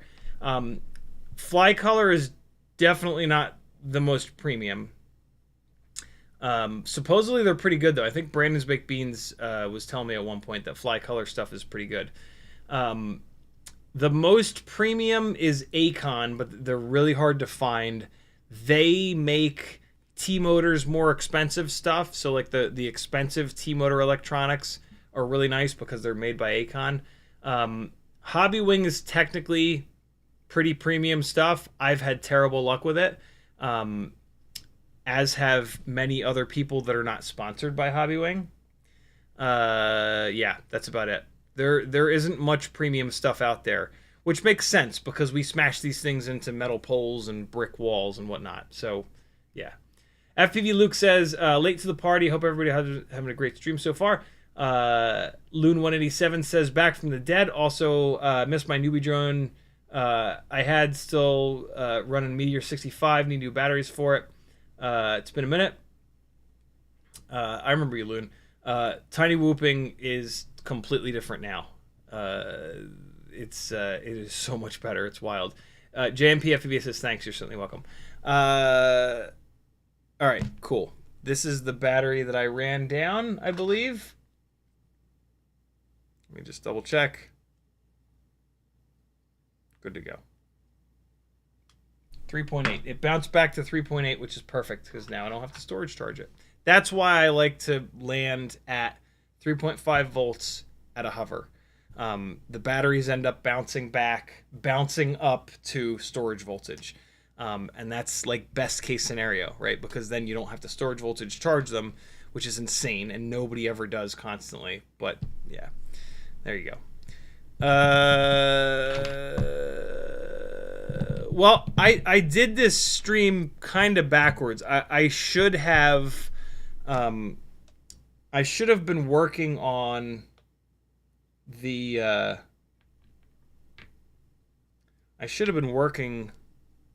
the prepping of the AIO 5 build while I was answering questions from the chat. I kind of did this wrong because now I'm caught up on the chat and I have that prep work still to do. Let's really quickly check out the now lighter weight 32,000 kV rig. It's probably not going to have motors spinning the right direction anyway, and I don't feel like diving into Betaflight, so hang on one second. Let's just take this off line of sight real quick. This is the brand new Tiny Whoop 180 degree BT 2.0 LED thing. It's awesome. You'll see it. It's on their website. It's one of the new products. Of course, this is the wrong module. Why wouldn't it be? Hey, if I had purple 5-inch battery straps made with my logo on them, would you guys buy them? eDrone had some made. Why is the right front motor just twitching? Don't do this to me. Don't be like this. Don't do it. Don't do it. Oh, okay. We're good.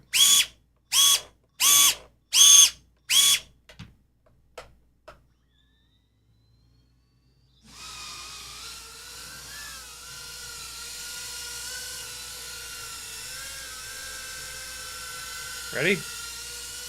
Point that pink LED at you. Hold on. I'm so bad at line of sight. Oh god, I can't do anything tail in. Once it's tail in, my head just explodes. Wow, that right front motor is having some issues. It could be the C-clip rubbing on the frame, so I'm just gonna go. This is actually the first time I'm gonna be unplugging this. Oh yeah. Yeah. That's awesome. That little, I gotta show this to you guys. This is hot stuff right here. There it is. So it takes care of the 180 degrees on the BT 2.0 plug, but it also gives you these two LED chips. See those little orange bastards? Those are two LED chips. This is what they come totally apart. I've put this together. I've put the BT 2.0 onto the little PCB. But yeah, what's nice is this gives you perfect grip to be able to unplug this damn thing really easily. This is amazing. These are great. I'm going to put these on everything from now on. And they have them in a bunch of different colors. They don't have purple, though, which makes me want to scream. But they do have red. I have two red ones left there. So yeah, that's pretty awesome. I am going to unscrew this motor, and I'm going to clearance this center motor hole a little bit more, which will hopefully help with this problem. The light AF frames, the central hole that the motor shaft and the C-clip poke through, on Happy Model motors, they contact. So you have to file these central holes here out a little bit. or drill them out. Careful drilling them out. The supports are very fragile. All right, so we're good. I'm not gonna fly anymore. I brought a couple batteries down. That's fine. I'm not gonna keep running that thing with that motor being a little bit weird. And yeah, we're fine. So yeah, ask any questions you got, because I'm gonna do a little bit of AIO 5 prep, and then I'll prep the rest of it tonight. So that I'm thinking that on Sunday's live stream, we get that build knocked out, put it up in the air, get it bound, get it all figured out, put it up in the air, start flying the shit out of it. I think that's the deal. But first thing I need to do to prep for this build is I'm going to be using the Mobula 6 canopy, the old school Mobula 6 canopy. This is the lighter weight camera. The lens of the camera does not fit through the opening in the front of this canopy. And the way that the camera sits in here, this lens opening sits where this lens housing sits exactly where this opening is. So this opening has to be clearanced for that. And so I got to take half decent amount of material out of there. Sure, you could use a Dremel, but that's going to do an awful lot in a hurry. So I really prefer to use a file that is rounded on one side and flat on the other, and just remove material, hold the lens in there, see how close you are, remove a little bit more. Doing it slowly like this is the way to go, because the front of this Mobula 6 frame, you're going to have to remove a good amount of material. You could very easily make the front of this frame a weak point. And yeah, these frames are, these Mobula 6 canopy, I said frame, I meant to say canopy. These old school Mobula 6 canopies are becoming a little bit hard to find. I don't know if maybe they've been discontinued, but yeah, I don't want to run out of them, because I use them on pretty much everything. So removing a little bit of material at a time is the way to go. Pequeño Frijole says, battery straps, yes, please. Need a few for carbon 1 to 3 inch builds too. Yeah, I'm going to do, if I do battery straps, I'll definitely do 5-inch battery straps, but I'm also going to do micro battery straps. It's really hard to find battery straps that are long enough but not too long for 4S 850 mAh batteries. So if I do and I think this company will let you do different lengths, and so yeah, that'll be really cool. And that'll work. So the perfect length for a 4S 850 is going to be a little bit too long for the smaller batteries, but that should be totally fine. You won't be able to cut the battery strap down, but yeah, it's better to have the battery strap a little bit too long than a little bit too short. To a point. There is a point where they're way too long, and then they get hung up in the props, and it's all bad. But yeah, micro battery straps are few and far between. I usually take 5-inch battery straps and then cut them down. Super Deluxe says, gotta go prep for the stream. Make sure to make sure to wipe front to back. Yikes. My God, man. All right. So let's check that and see how far we've gotten. We still got a ways to go. JMPFPV says, how do I identify which UART is which on a board? I asked Bardwell and he doesn't know. It will either be silk screened on the board itself. If it is not, you need to find a wiring diagram on the internet. So type the name of the board into Google and then type wiring diagram. Talon F7 flight controller wiring diagram. And on the wiring diagram, it'll tell you what the pads are. pretty much the only way. If it's not silk screened on there, that's pretty much the only way. That's actually one of the really big problems with the fact that these manufacturers constantly discontinue stuff and replace it with a new product that's barely better, sometimes not better, sometimes worse. Is that, like, we have all these old electronics now, and it's becoming harder and harder to find the wiring diagrams for them. And in some cases, they didn't silkscreen what the pads were on them. And so, yeah, that becomes more and more of a problem every single day, unfortunately. But, yeah, with enough digging, you can usually find the wiring diagram. Not always, though. Sometimes they're lost to the ether. Pequeño Frijole says, I don't fly 5-inch, but I'd pick one up for more Ciotti merch. Nice. That's very cool of you.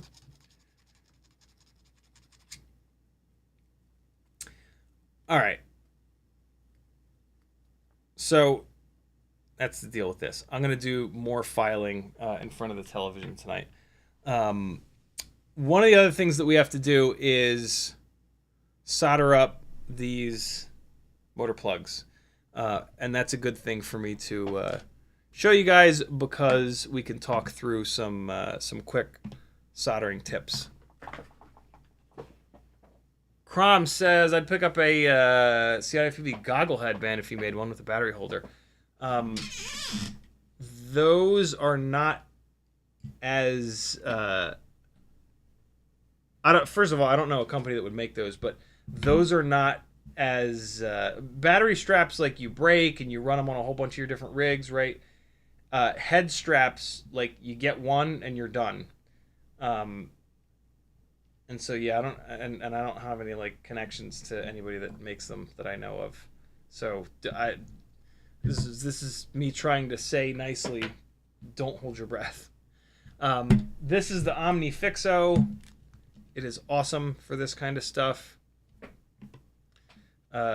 Soldering these motor plug headers on is all about getting the AIO into a place where you can hold the damn thing on, but also get some solder in. So it's all about, like, setup. You don't necessarily have to be good at soldering. You just have to get the board into the right position. And so on one side of the board, there's, like, a little bracket here that shows you how the plug header goes. Right? So it goes like this, with the thick side in, right? So there you go. So it's going to cover up that silk screen hole. So the trick is you got to keep it up in there, but then you got to get onto the other side. You got to get solder. Oh, wow, that's really small. Oh God. Okay. This is going to be tough. So let's see what we can do here. Let's see what we can do.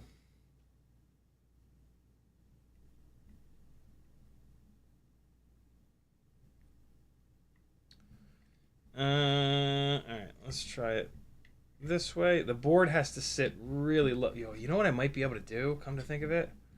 Hold on. Is this the low point?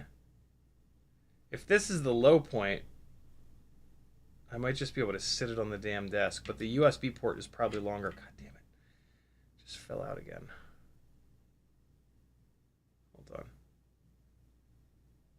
Oh boy. Hold on. Just get it threaded through here. There we go. All right, so can I just put it down? That's 9 o'clock, my friends. Go get you some Super Deluxe and or Spider Sugar. I am now in their time slots. But I do want to try to get at least one of these things soldered on. So let me actually put the second one on. That's right next to it, because right now it's just like wobbling around. So let's see. If I put the second one on, That looks pretty good. Hold on, let me hold it up. Yeah, the table is holding them in there nice. Okay, so that's actually how I'm gonna do it. These pads, man, they are small. All right, so yeah, this is how I'm gonna recommend that you do it. Put 2 of these on, and then just drop it down on your desk like this. I kind of want to put it down on the silicone, but it's already down here, and it probably won't move around. I love this silicone mat because it's got a little grip to it, so stuff doesn't slide all the hell around. But I think it'll be all right here. So we want to get this right on the first shot because these pads are really close together. So we're going to do all the things. We're going to properly flux. We are going to get everything into position before we're going to just follow all of our basics.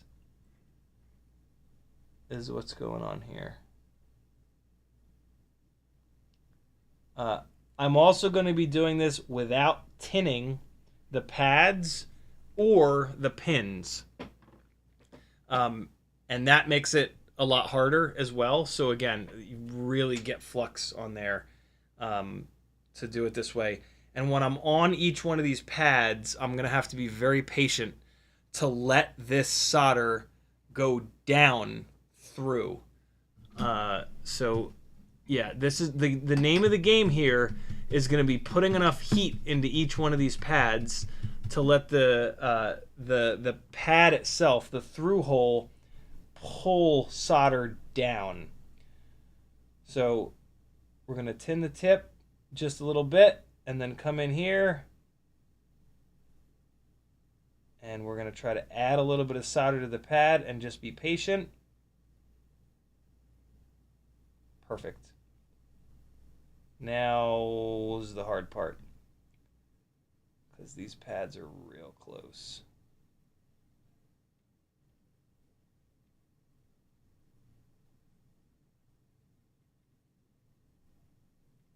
There it goes. Woo! I think I got it. Yikes! All right, I gotta really brace my hand on this desk.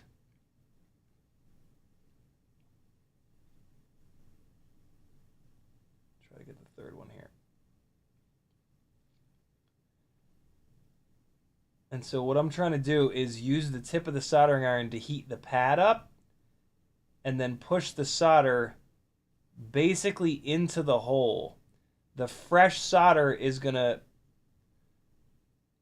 move itself around really, really well because it's got a bunch of flux in it. Those should be good. I'm just gonna go right to the next one. We're on a roll. Let's just keep going.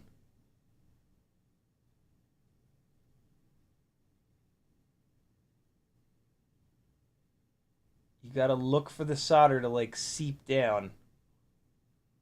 And see how that solder is chasing the soldering iron there? Probably not, because it's probably not in focus. But that means that there's not enough flux.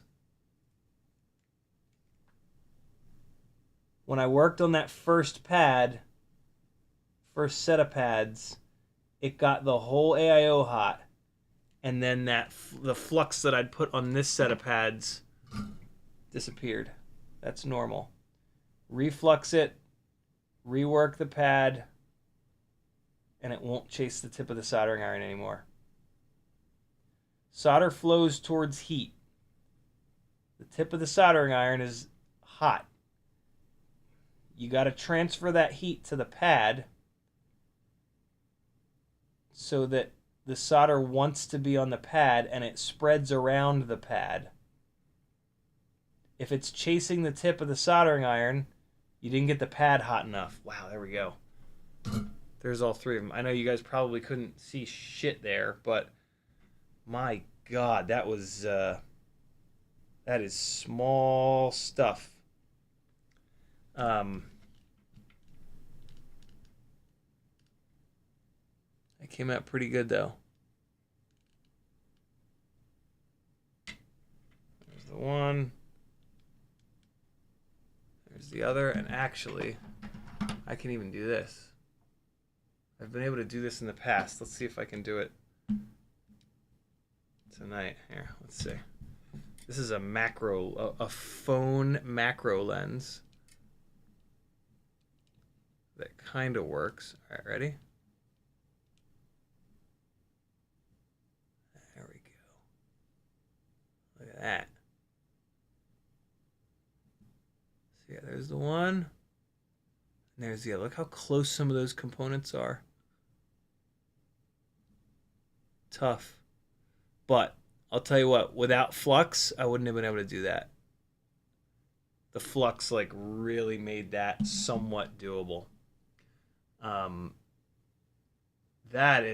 Those are some small pads, boy.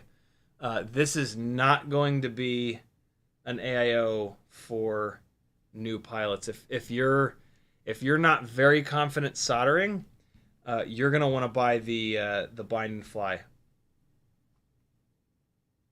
I wonder if the bind and fly has the motor plugs on it. Anybody know? Anybody in chat know the answer to that? Oh man, these next two are gonna be a real bastard because the USB port is taller, so the table is not going to be able to hold these things up in position. Let me try this. What if I hang the USB off the side? Yep. That's the move. So hang the USB off the side of the thing here, and then that'll hold the plug flat. See that? So that's the move for this next one. Those first two, it's no big deal. If you put both of the, oh, you son of a bitch, you. The magnets on these things attract everything. Okay, let's try that again. So put one of these guys in.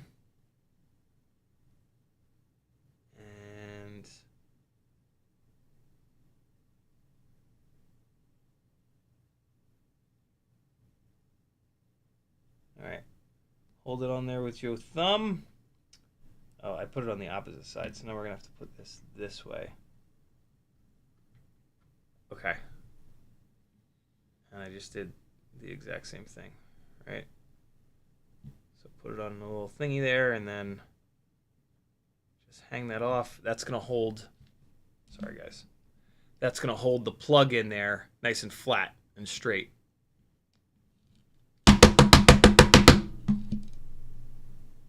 Look at that!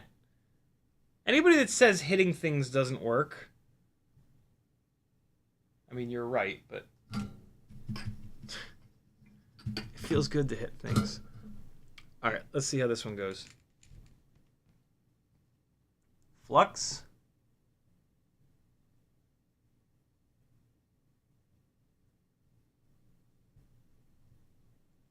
Name of the game is going to be Flux and Patience. In that order. All right, let's see.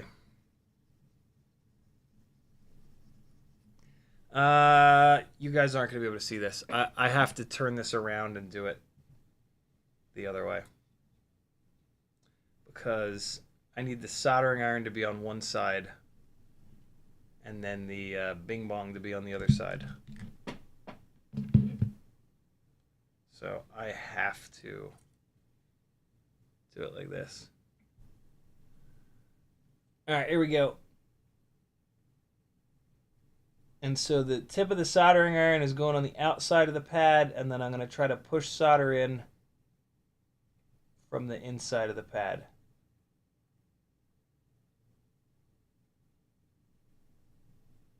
One down.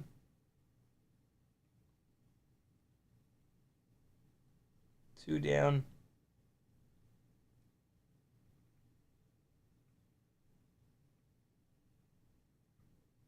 All three, I think. I don't think that bridged, but it might have.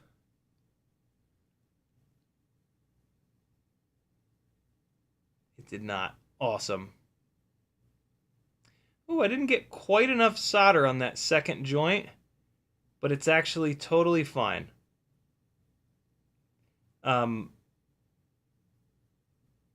There's a little void in the solder, but it's only on the outside, on like the castellated part, and that's totally fine. We're not soldering to that, so that's okay. We're good.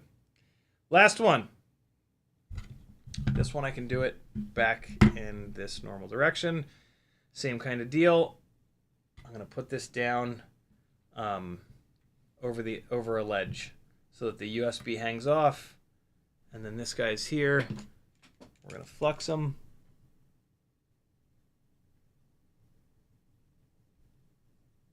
Okay.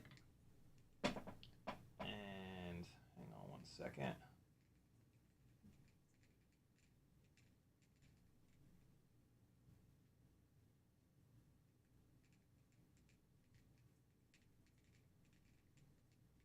Oh, I just wanted to clean the tip of the flux syringe. Come on now. There it goes. Ebod again asks, why are you putting motor plugs on? Same answer as before. I test lots of stuff, and without motor plugs, testing takes orders of magnitude longer. Also, a rig with direct soldered motors is a rig that I typically won't fly very hard, because these little motors break a lot, and if I have to pull the entire rig apart to change a motor out, that's just insane. That's just a ridiculous amount of work to have to do. We have motors available that give us plenty of power using the motor plugs, and typically plenty of runtime. On analog builds, I'll say plenty of runtime. So yeah, with freestyle flying, you know, there's not a great argument to be made for direct soldering motors. Okay, they're fluxed. They're about to get soldered. Here we go.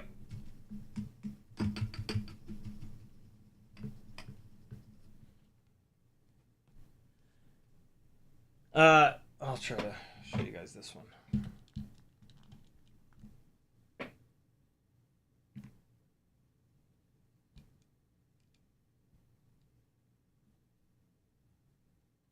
Okay.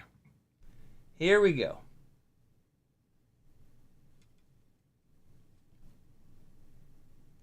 I'm also probably shaking a little bit because I'm hungry.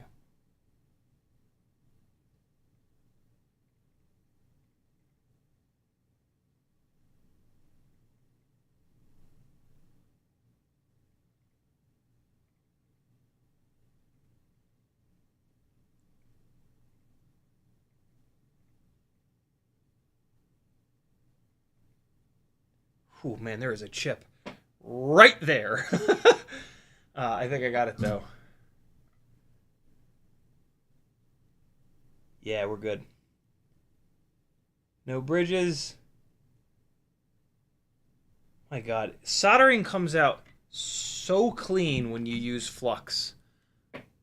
Like, it's just absolutely ridiculous how good of a solder joint you can get when using flux. I think I can also, hold on. I think I can also shoot this camera through the 5x loop. That might give you an even better view. Or not. Or it just won't focus at all. It's focusing a little bit, I guess. Hey, there it goes. Look at that chip right next to those pads. And then same thing over here. That's tough, man. Yeah, I mean, there's no other way. If you're going to squeeze two 25 by 25 boards onto one, you're going to have chips everywhere. And it's you know, it's going to make soldering to it challenging. What's nice is they have those castellated pads for those on the outside of the board, which would actually be easier. With this board, it would actually be easier to direct solder the motors than to install those plug headers. So yeah, if you're going to take on this AIO 5, HDZero AIO 5, think about maybe direct soldering the motors. Wow, okay. So they give you an antenna in here. Wait till you see this. Holy hell. I'm pretty sure my build's going to be more than 20 grams. That's okay, though. Look at this antenna that they give you with this thing.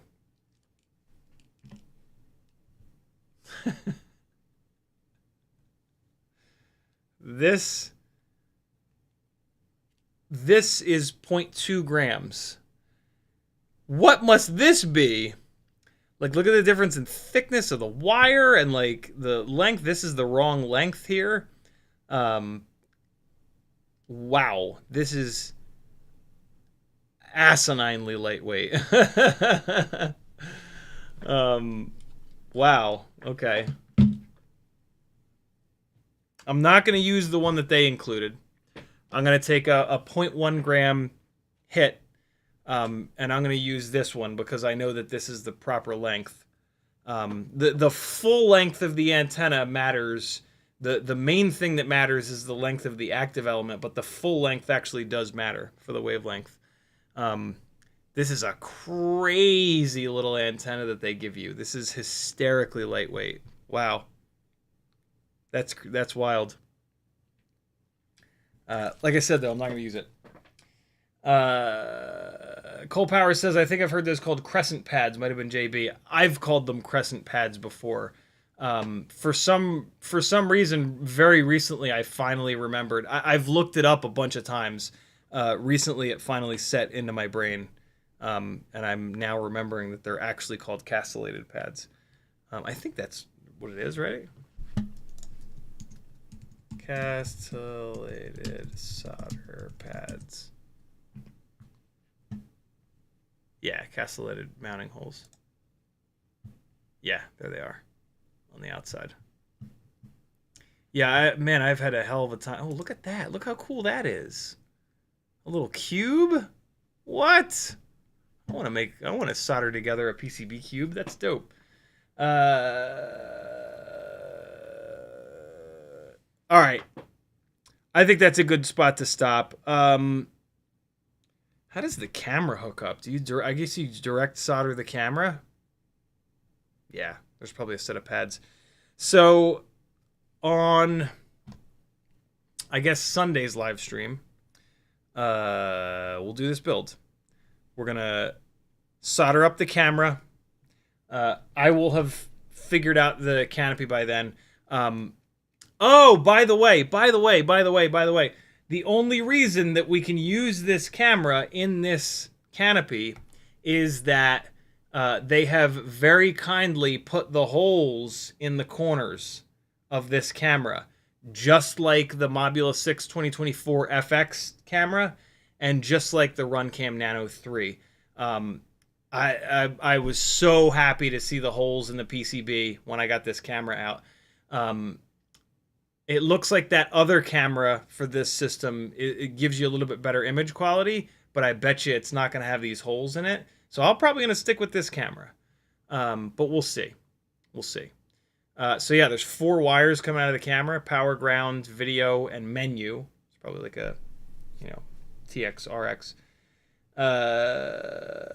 Yeah, so we'll solder up the camera on the next stream, plug in the longer antenna. I will already have fixed the canopy and mounted the camera in the canopy. There's another little piece that you screw to the back of the camera, and then you screw this inside the canopy. So that'll all be done. The frame is ready to go. I'll get those motors out. They're going to be plugged in, so I just have to screw them down. That'll be easy. I got to figure out what I'm doing for... Hey, look at this. They actually give you a little 180-degree... A30 which is they've done exactly what I used to do with the little piece of shrink wrap here, and they wrapped them. So that was kind of cool. This is cool to see. I don't know if I'll go with this. Maybe I'll go with with another one of these little 180-degree LED dealies. That'll be kind of cool, you know? Or maybe I'll just use this because it came with it. We'll see. But yeah, come on back on Sunday. We'll do this HDZero build with 40,000 kV motors. 40,000. And maybe on that stream we'll fly this 16.4 gram rig that's also on 40,000 kV motors to see what it looks like to rip a wormhole out of your anus. No? To rip a wormhole through space and time. Yeah? There you go. You guys like that one. I could tell. All right, friends. Thanks for hanging. CiottiFPV.com. Support me. I'll keep doing this forever. Here's the rest of the battery. Nope. Here's the same flight that I played at the beginning of the live stream. This is the 2S 75mm Walksnail rig on the iFlight Zing 0803 19,000 kV motors, limited down to 85% before the motor shit the bed. Any little bit of weirdness is probably the bearings on this motor that let go that I took off. So, yeah. It flew great. It felt awesome. Great power. Runtime was acceptable. So 803s are a real thing. See you guys Sunday. Bye-bye!